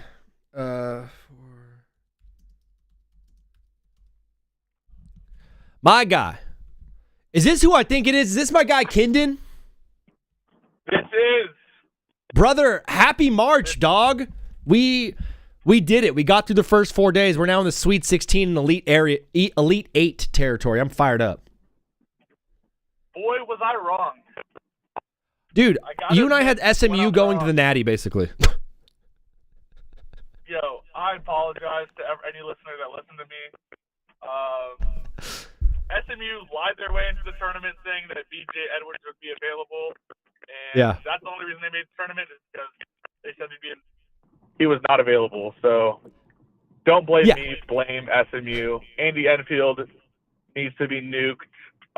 Someone nuke the program, low-key. Yeah, we'll do it. Just like we did it to the football program in the 90s. $8 million spent on their team this year. To lose to Miami, Ohio, that's not a good look. SMU spent $8 million on the roster? Yes. Brother, that is tough. Manny, thank you for the follow. Kindon, if you guys don't know, Kindon's really big in the G League, and he knows ball really well. He's tight with a lot of players. We talk a lot of ball with Kindon. Brother, do we want to rehash some stuff or go straight into the Sweet 16 matchups? Because I love the Sweet 16 that we got. Sweet 16, let's hear it. I'm not going to lie, I got 2 minutes. I'm about to film with Jack Golke, 3-point contest. Bro, that's going to be so sick. Jack Golke is the absolute man. Oakland legend.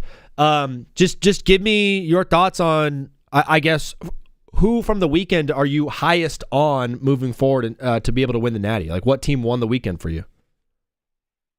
I mean, Nebraska in an all-time great game. That game was just incredible. Shout out Tyler Tan. Hell of a season. Yeah. Also, Iowa. I want to give a shout out to Ben McCollum. He was a D2 coach 2 years ago, and now he's playing in the Sweet 16. First Iowa Sweet 16 since the 90s, I believe. So Ben McCollum absolutely changed that program. Also, Florida with the worst play call I've ever seen in my life. With 4 seconds on the clock. It was horrible, dude. It didn't seem like they were running a play. And they had a timeout. Iowa called a timeout for them.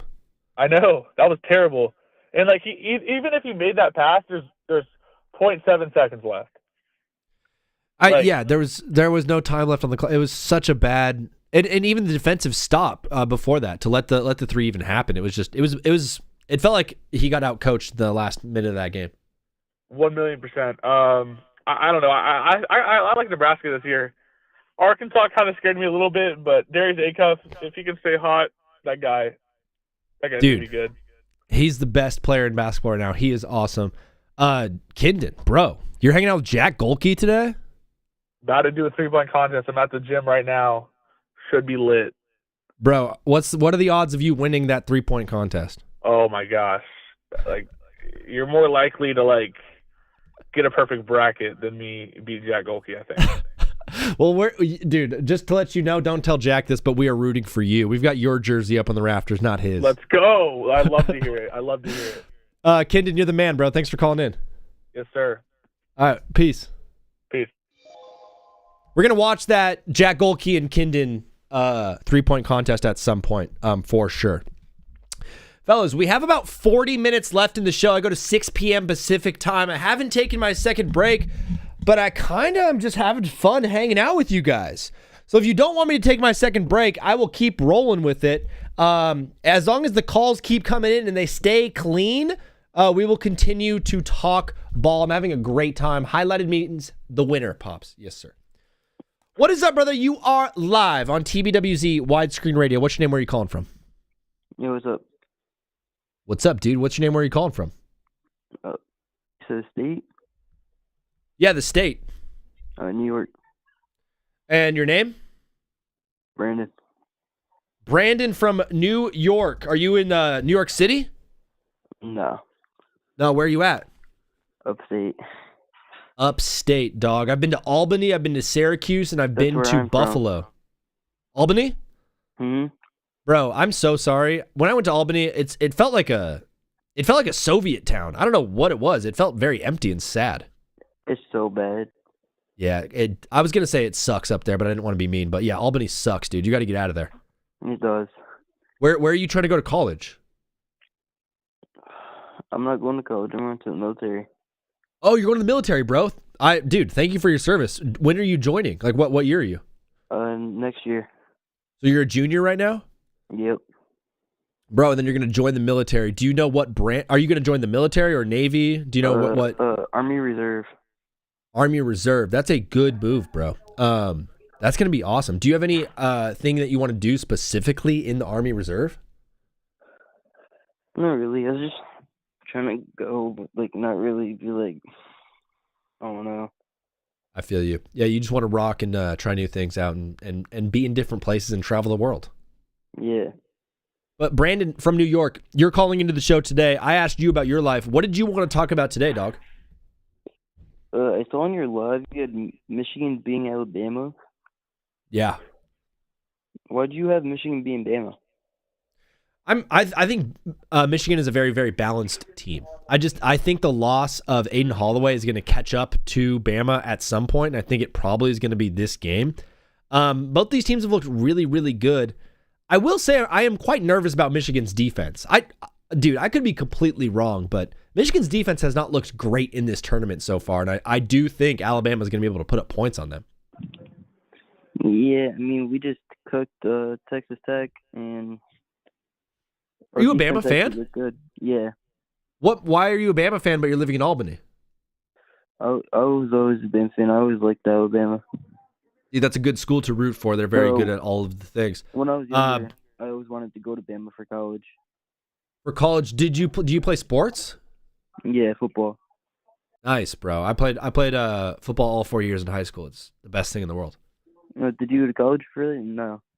I played baseball in college for a little bit, and then I went to film school, and I did like film and stuff in Boston. Shit, what college did you go to? I went to Boston University. Oh shit, you played baseball in Boston? Yeah, BU baby.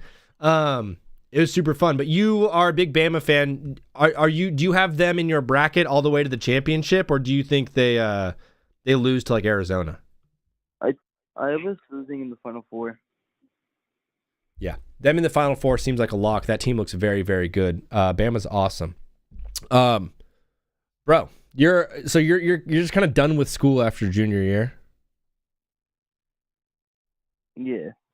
Yeah. Are you planning on going back after the Army Reserves or anything? Probably not. No, just chilling. Dog, what's your day looking like? What's the rest of your night looking like? Probably nothing. I'm probably gonna watch WWE for a little bit. What I loved WWE when I was a little bit younger, and I watched. I still keep up on storylines right now. Are they still trying to force Roman Reigns and Cody Rhodes down our throat for WrestleMania? No. Now they're forcing CM Punk and Roman Reigns for WrestleMania for main event. Yeah. CM Punk? Are you serious? Yeah. Is he still even a good wrestler? He's a champion. Wow. I mean, watching Logan Paul fight, am I crazy to think that Logan Paul might be the best athlete in the WWE? Just a little bit. Logan and someone else is fighting the Usos right now for the titles. Oh, because the Usos came back together as tag team? It was Logan and Austin Theory. They're fighting the Usos. Wow. Brandon, thank you for catching us up on some WWE stuff. I just had a horrible stutter. Is there anything you wanted to say to the people on the way out? Just have a good day. I don't know. That's all you really got to say. Brandon, you're the man. Thank you for your service eventually. Thank you for serving our country, bro. We'll talk to you soon, all right? See you. Peace. Did it again. Laser Rat, what the hell are you talking about? Laser Rat's in here looking for jobs right now. And Blorp's like, I don't know any animation jobs. He's in like the most niche. Laser Rat's in the Twitch chat right now. He's an incredible animator. He's worked at Sony. He's worked at Rockstar. He's worked at Rouge.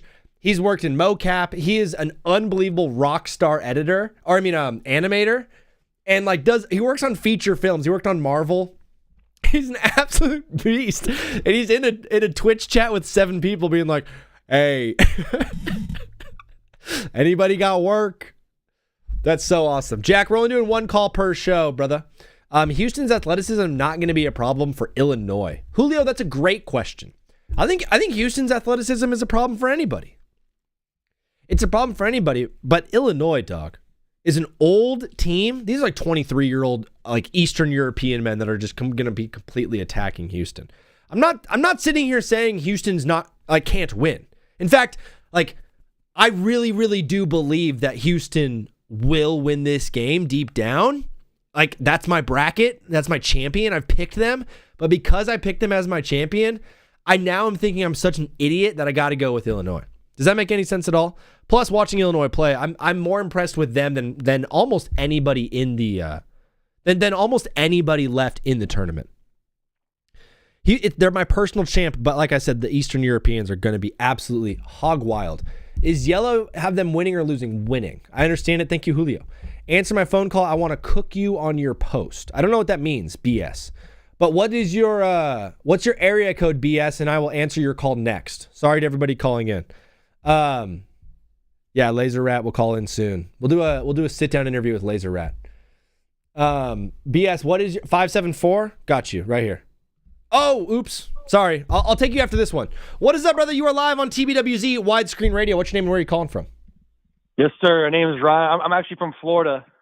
Ryan from Florida? What part, dog? Yeah. I like Tampa area, Tampa St. Pete area. Tampa St. Pete. They're a nice area over there in Tampa. I do like it. I think it's a little bit better than Miami, area. To be honest. All right. Here's my hot take, though. I gotta say. Well, by the way, I didn't know Houston. I didn't know Houston. You had Houston winning. That's a hot take itself. But have Houston winning it all? Hot take: Panthers going to the NFC Championship this year. The Carolina Panthers. Yes, Carolina Panthers. Yes. What did they improve on in this offseason that makes you think that they're going to be an NFC Championship team? Okay, well, first, of course I'm saying that I am a Panther fan. We'll point that out there. But yeah. Second, I think Bryce Young. I think he gets better every year as the year goes on. Like his rookie year, he had nobody to throw to. He had no defense. I think half the team that was on that team that year is not even playing football anymore. Wow. He's going to keep improving. But this prior year, we could not get pressure to the quarterback at all. That was like our main thing. We were like the second worst team in NFL to give pressure to the quarterback.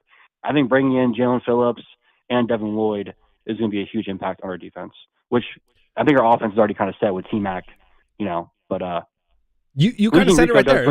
It was the defense. It was adding Devin Lloyd is a huge piece, and ripping him away from the Jags is big. I know you're not in the same conference, but the NFC South is up for grabs, dude. And I don't think you should be afraid of the Bucs or afraid of the Falcons.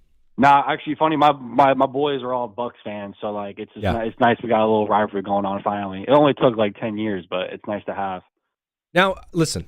I know you're a Carolina Panthers fan, so we can just like plug our ears and no one has to listen. Would you rather have for the next 5 seasons? Would you rather have Baker Mayfield or would you rather have Bryce Young? Bryce Young, 100%. We already had Baker Mayfield. I think Baker Mayfield is the same Baker Mayfield. I think Baker Mayfield was just put into a better situation in Tampa. Yeah. And coming off that big win, he went to LA, had that big overtime win. Like a minute, or it wasn't overtime. It was like a minute left. He came driving the field. Like that brings a lot of confidence to people. But the guy started off MVP caliber quarterback, and then after that 7th week or 8th week, it was same Baker. I think he's gonna be the same Baker like he did. I think losing Mike Evans too doesn't help. No, I think if Canellis was there when Baker was there or when Sam Darnold was there, I feel like they would have been good quarterbacks. But, Canellis is a sneaky great coach. I think Dave Canellis is arguably top 5 coach in the league just because of what he brought to the Panthers already and just his 2 years there. And people forget, dude, you were a miracle drive from the MVP Matt Stafford away. We were a Jimmy Horn catch away from tying that game going to overtime. Yeah. Have you been to the Charlotte area before? Oh yeah, it was the first ever football game I ever went to. That's why I'm a Panther fan. It was nice. 2017. It was CMC's rookie year, and Cam Newton was still there at the time. So it was a curse. I fell in love with it, but we back on track. We back on the right track this time. You are, brother. I love talking some Panthers football with you. Did you want to keep rolling with football, or did you want to talk any March Madness? We can go on. I'm a big sports guy, so we can talk about any sports you want to. But college basketball, I think people sleep on Purdue because that defense and what they're showing in the whole college. I know they lost pretty bad in the Big Ten, in the tournament, but Purdue's going to be. I honestly think they could make a little run and be a national champion. Dude, Purdue looks good. My one reasoning against it is there's no stat to back this up. I feel like they just always choke, dude. No, I couldn't agree more. But I feel like, just because of of the chokes, I think it's they're old too. They're older. They're not young or all. All the whole starting fives, I think, are I think 2 of them are graduates and the rest are seniors. Yeah. One sec. BS, please. I'm so sorry I forgot, but let me know your area code. I'll have you call it next.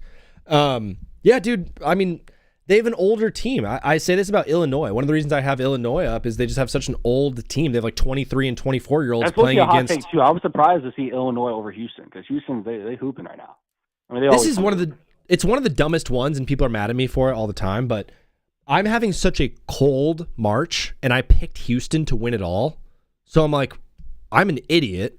Why would I think Houston would keep winning? If I pick them to win, they have to lose. So I'm just picking them. I think everyone's had a cold March. I think every year is just cold March. March is the worst time of the year, honestly, for gamblers. I mean, yeah, dude. It's because there's so much volume and it's so easy to lose. And then your bankroll is gone. And then here come NBA playoffs. Yeah. I honestly, I think NBA. I think when LeBron retires, NBA is gonna be washed. You're out on the NBA once LeBron retires. 100%. I mean, that's a go right there. That's yeah. That's the Ryan, king. Bro, a true man after my heart. You are an absolute legend from the Tampa area. Thank you for calling, bro. We're gonna keep it rolling though, all right? Most definitely. Go Panthers. Go Panthers. Peace. My guy Ryan. BS, you are up, dog. Hey, Jeff, thank you for the follow. St. John's isn't winning either. Houston, Michigan State ain't winning. Oh, you've got all of my plays losing. It's okay. I'm with you, dog. There's my guy, BS. RJ, thank you for the follow. Oh, dude, you are the man. We're going to call right now, brother. Bam is better than LeBron? Gray. Get out, dude. Gray, get out. Get out! What is up, brother? You are live on TBWZ Widescreen Radio. What is your name and where are you calling from? Brandon from Lexington, Kentucky. Brandon from Kentucky? Yeah. Are you about to talk to me about Jeff Ruby Steakhouse right now? No. That's my favorite steak I've ever had in my life was Jeff Ruby. Oh, it's the greatest thing there is. And it's right next to Rupp Arena, right? Yeah. As a Kentucky, are you a Kentucky fan? No, I'm from Lafayette, Indiana. I'm a Purdue fan. You're from Indiana, and now you're over there in Kentucky. Dog, Yeah, Brandon. about 2 years ago. Nice, dog. What was the what made you move? That's my parents' job. So they moved, and then you moved. Were you still in high school when they moved? Yeah. What was I'm that out like, now. I'm done. going to a new high school and making new friends and stuff? It was all right. Yeah. Did you play Very sports? different. I came from a high school that graduated, my graduating class was 25, and this one was almost 1,000. Oh, that's big, dude. Yeah. Did you play sports? Did that help meet new friends and stuff? Yeah, I played basketball, golf, baseball, pretty much anything. Dude, Jordan is in the chat saying the butter cake at Jeff Ruby's is the best dessert I've ever had. Yes, it is. It's not even close. That's the best It's one. so good. You played golf. Do you follow golf? Yeah. Dude, every year when I see those commercials about the Masters, Georgia, I just get so happy. Oh, I'm so ready. It's going to be awesome. Brandon, you're calling into the show. What did you want to talk about today, bro? All right, I agree with almost like your March Madness picks. Sure. Other than a couple. Yeah. Like the Texas over Purdue, Texas is hot. Obviously, I'm not gonna be super biased or anything, but when you just look at the match, the matchups between that game, I don't think Texas the spread I don't what's his name, Vukovic. I don't think he's gonna be able to guard Osterkluft and TKR the whole game. He's gonna be in foul trouble out the get. Yeah, dude. Purdue's a great team, and Texas has gotten quite lucky here. I think Texas has a win over BYU, and they have a win over Gonzaga. I think they have the best resume, if you will, of all of the remaining teams in terms of teams they've beat. Naturally, that happens when you're the 11 seed and a play-in team. I just feel like the magic is not going to stop, and Purdue usually chokes, in my opinion. But absolutely, I think Purdue should win. I mean, we lose a double-digit seed every year. Isn't it sorry, Laser, are you talking about Bam Margera? It feels like Purdue is always a 2 or a 3 or a 1 seed, and I just don't feel like they get past the Elite Eight often. Oh, I mean, we had we've had one Final Four, and then we lost to Virginia in 2019. Yeah. When we went to Elite Eight, and that's the only time we've ever done good. I mean, we lost to North Texas, St. Peter's, and FDU in 3 straight years. Yeah. That's bad. Bro, but that St. Peter's team did go on a run, so. Yeah, I mean, they're definitely good, but, if you look at you had Zach Edey and Jay Ivey, definitely should not have happened. Yeah. Bro, so you are big on Purdue. What was the other game that you disagreed on? The Arizona-Arkansas. I just don't think Arizona is going to be able to keep up. I think Arkansas with Acuff is just going to dog walk them.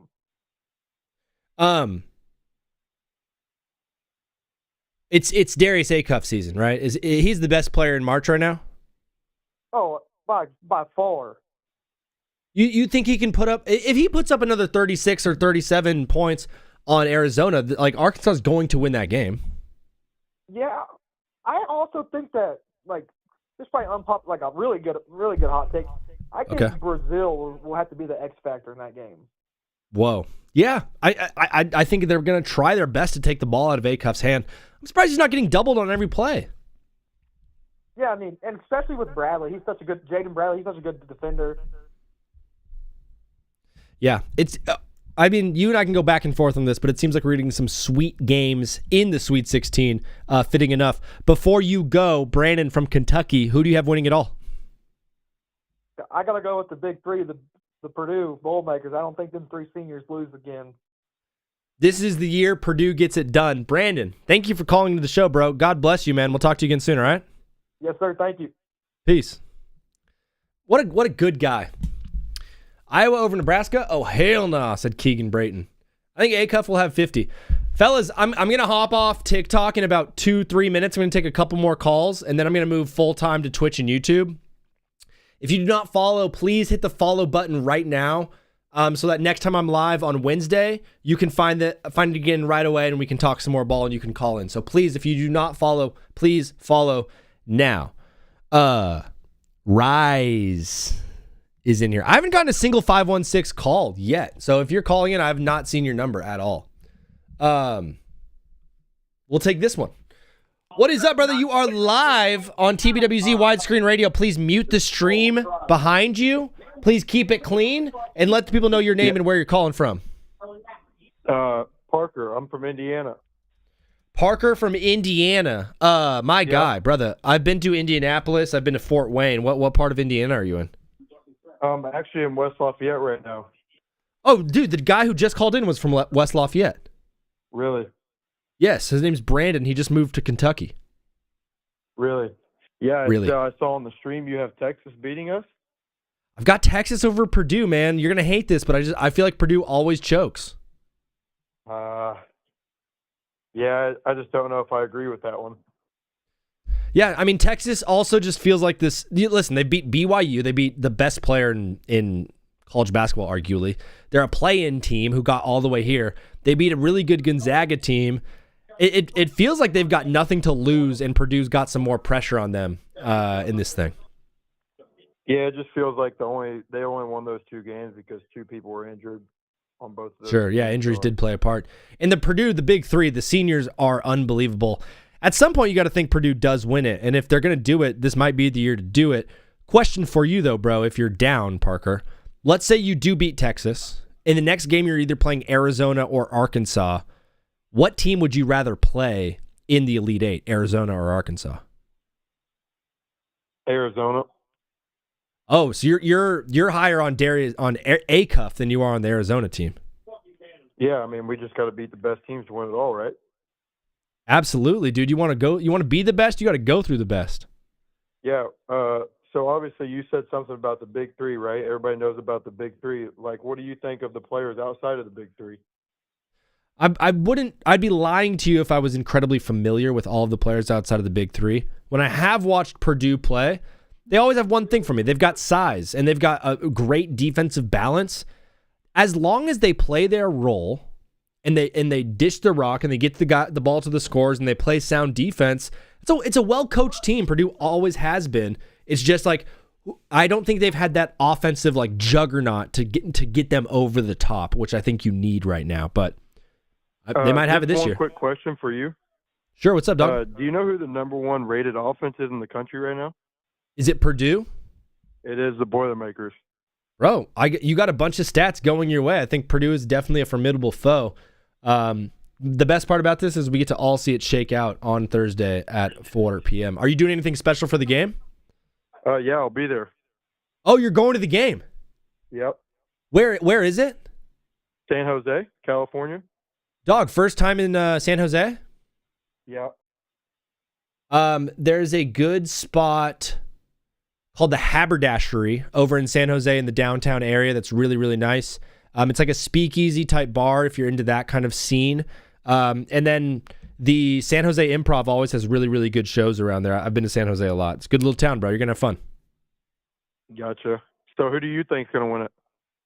I have Houston in my personal bracket, but after this weekend, it seems like, for me, the best team, it looks like Illinois or Iowa State might be taking this thing, in my opinion. You think so? Yeah. It will be interesting. Yeah, like you said, we'll see this weekend. So we will see this weekend. Parker, thank you for calling in, bro. Enjoy your time in San Jose and stay safe out there, brother. God bless you. Yep. Peace. Thank you. My guy, Parker. Bama over Michigan, book it. Bobby, I will. Booked, officially. My hair looks so good today. I look hot today. You guys think I drop a W if you think I look hot today, and drop an L if you think I look ugly. Laser Rat is going to war with Ry-Z the G. Texas over Purdue. I know, Charlie. I know I'm getting in trouble for it. Curious why you have Iowa State or Houston winning it, but not Zona. They are 2-0 against both of those teams. I'm an idiot. That's probably why I see. Say your lineup for the following week at any time. That's true. Blorp, thank you for chatting up in there. W, thank you. Thank you. LIU deserves to have a second chance. Yeah, Rise. I think we should give Long Island, I think all of the 16 seeds should get a second chance at some point in the tournament. After the championship game, the champion then has to go through all 16 seeds back to back to back to back in one night. A true gauntlet to decide who is the champion. C with the follow at the buzzer. Thank you, brother. Guys, I have 15 minutes left in the show. 16, technically. I'm watching along the Lakers game. Jackson Hayes with a huge dunk. Lakers have crawled back in this game. It's now 79-83. It's a 12-2 run in the last 3 minutes of the game. There's 2 minutes and 40 seconds left in the third quarter as Jenkins bricks a three. Luka with the rebound. Luka dribbling it up the court. No Braun on the floor. We have Jared Vanderbilt getting some action. Austin Reeves on the floor, along with Jackson Hayes and Luke Kennard in the corner. Luka, step back three. Brick. Rebound Pistons. Why you got Texas over Purdue? Because I'm nuts? Because I'm crazy? I think Texas is just a team of destiny. Were they down at the half? Or Lakers were down like 12 at the half? They were down 12 at the half. Why you got Texas over? Oh, you already said that. Tide is beating Michigan. Maybe, Hayden. Fellas, Thank you for liking the live. Thank you for joining the live. Thank you for following. I'm going to be hopping off TikTok in 1 minute here and just going full time on Twitch. Guys, Twitch, I'll be back in 2 minutes. I'm just going to pee. I'm going to go potty. I'm going to go potty for the one time. Do we take Blorp's points or rig it? Wait. Blorp won that, didn't he? Didn't he win the poll? Oreo, ultimately, you are the mod, and you are allowed to be an evil, terrible, nasty, horrible mod if you want to be, or you could choose to be kind and nice and generous and good. Fellas, OMG. I'll be back to Twitch and YouTube people. Is there anyone in YouTube? Yeah, there's a few. What up, YouTube?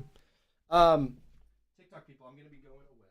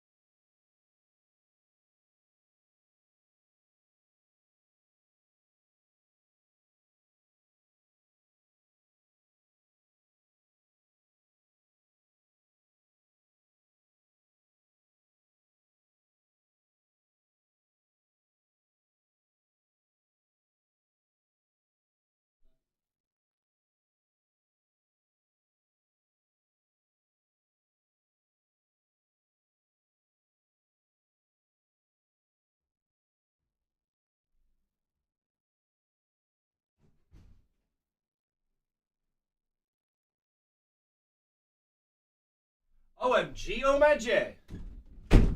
Oh my Johnny Banani. Oh my Poopa Papa Pani.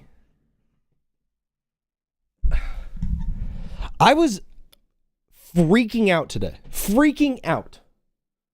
Today was a rough day for me, bro. I'm not gonna lie to you.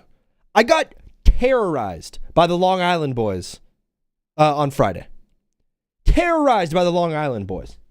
I was very, very, very, very nervous about today because I thought it was going to be a lot of the same. The worst part about the show on Friday was not just the Long Island boys. It was my reaction to it was incredibly immature and not good. I was not good at my job. Okay? My job is to deliver fun entertainment for 4 hours straight.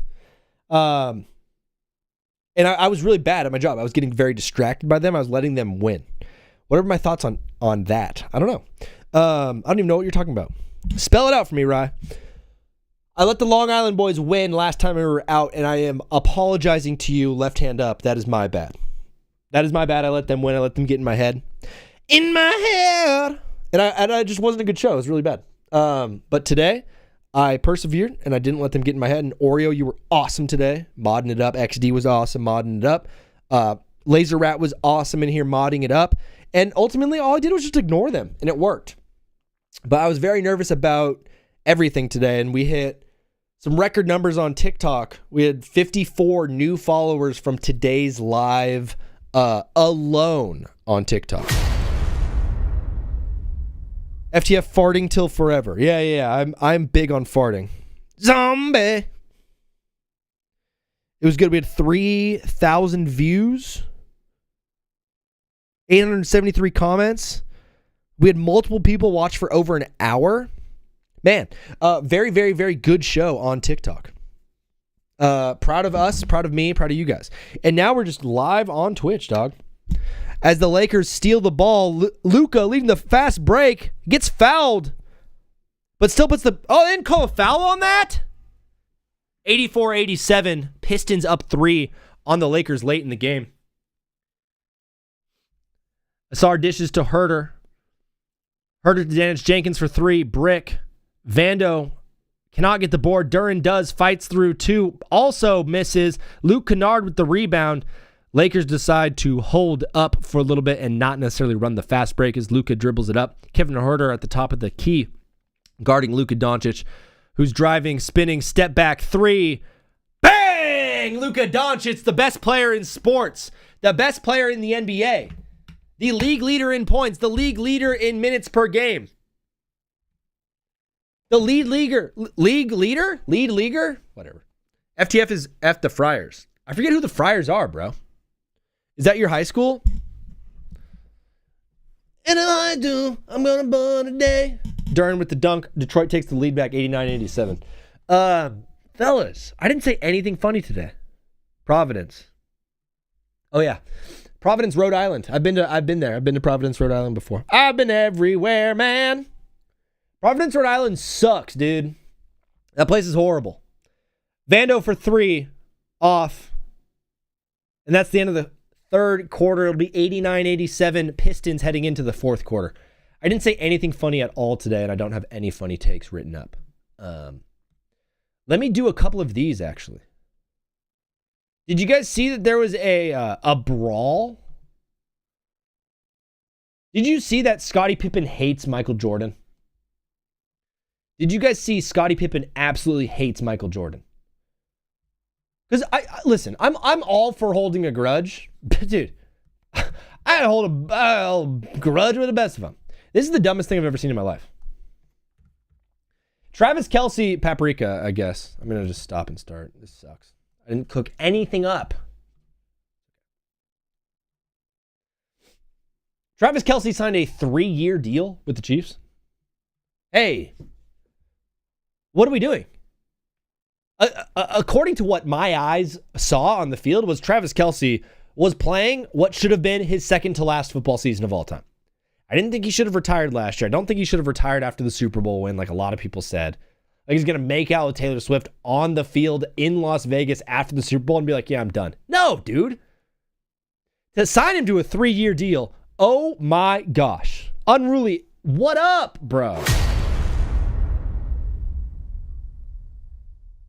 It's a 3-year, $54 million deal for Travis Kelce. 3 years, $54 million for Travis Kelce. It's like $18 million a year. A lot of money to be spending on a guy that most people think is washed. He's obviously not going to play all 3 years, right? He's going to play one of the years and then be like, okay, thanks.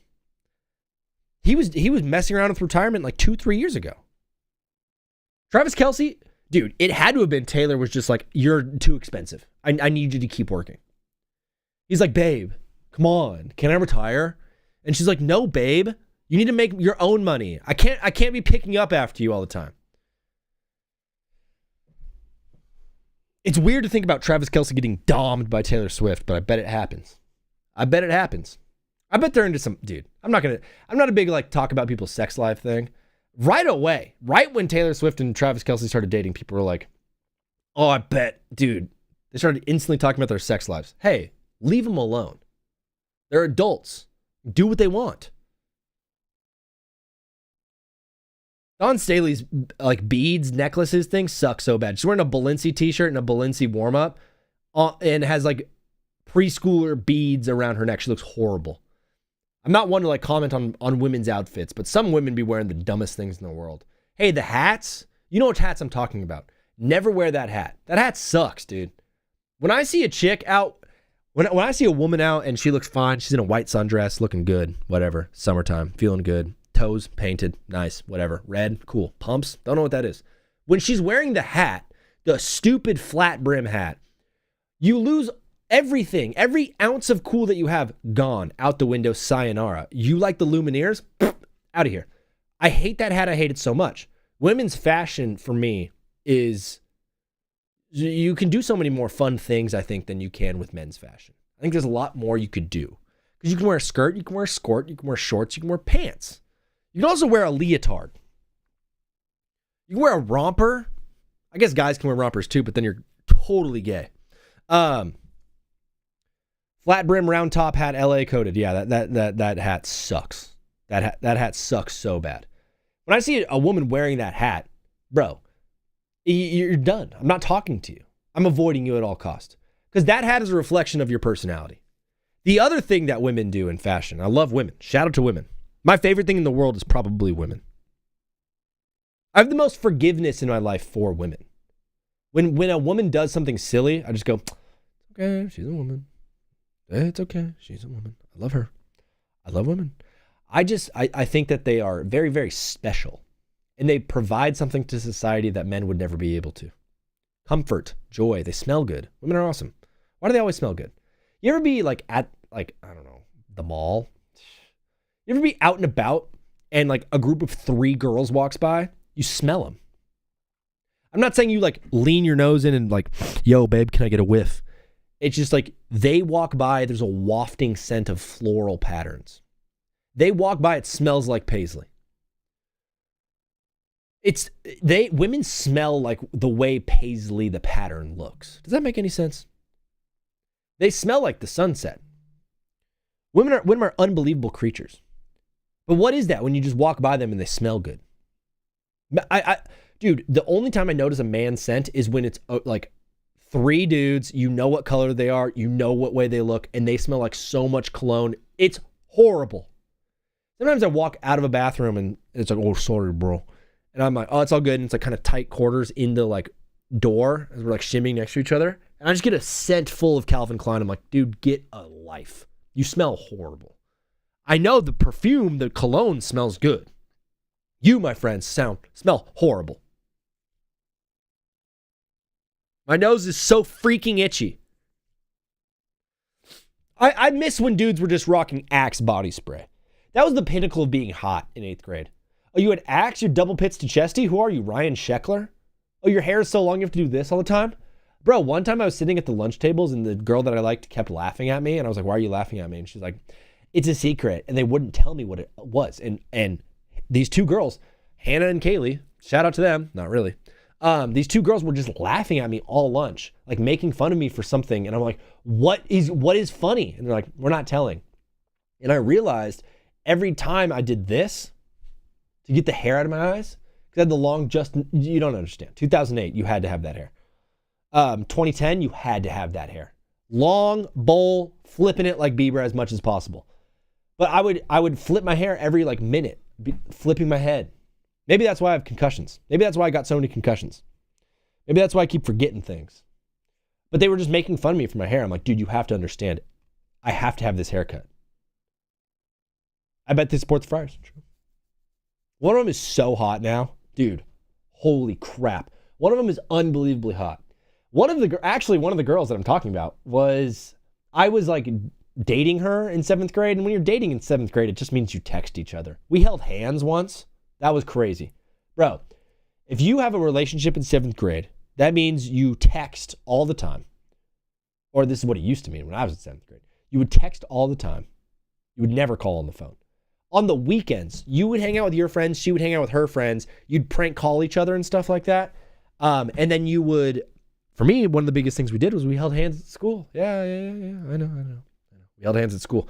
But this girl, I was like dating her or whatever. And then Laser Rat, for whatever reason, was like, I would like to date her now. And he was like, I'm going to date her. And he tried to steal my girl. I think he did steal my girl. I think Laser Rat did end up stealing my girl. That was the first time I got my heart broken. Thank you, Laser.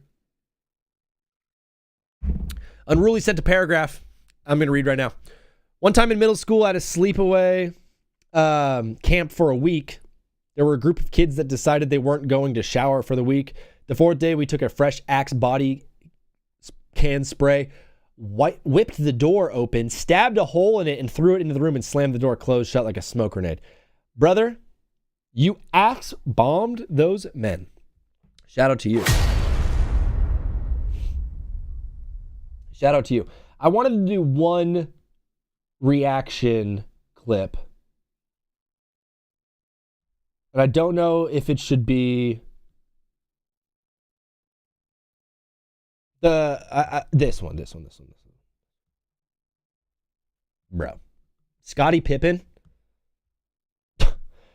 First of all, the watermark, Mr. Pip. Ooh, gosh. Have you ever heard of Mr. Pibb? Do you think when Scottie Pippen was like, when they pitched Mr. Pip to him, he's like, what if people think it's going to be Mr. And not me trying to do a Scottie Pippen voice. It's very hard. What I think people might get us mistaken for Mr. Pibb. Dude, they have a 30-minute marketing meeting. What if people think we're Mr. Pibb? No, it's Pip. But what if people think it's Mr. Pimp? And then Scotty's like, okay. No way. Wait, this is sponsored by Mr. Pibb. This just clicked for me. I just realized this. There's something happening here. What it is ain't exactly clear. It's from Mr. Pibb, but he's Mr. Pip? Let's set the record straight. His voice is so hot.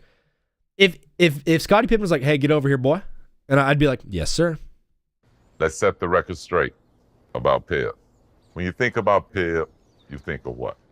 Second best? Fact check him, Pip. When something has been Oh, wait, this is an ad? Considered second best for so long, we just blindly accept it as gospel. A decades-long plot See you, Laser. Love you, bro. built on marketing, social media. Multi-part documentaries. Pip took that personally.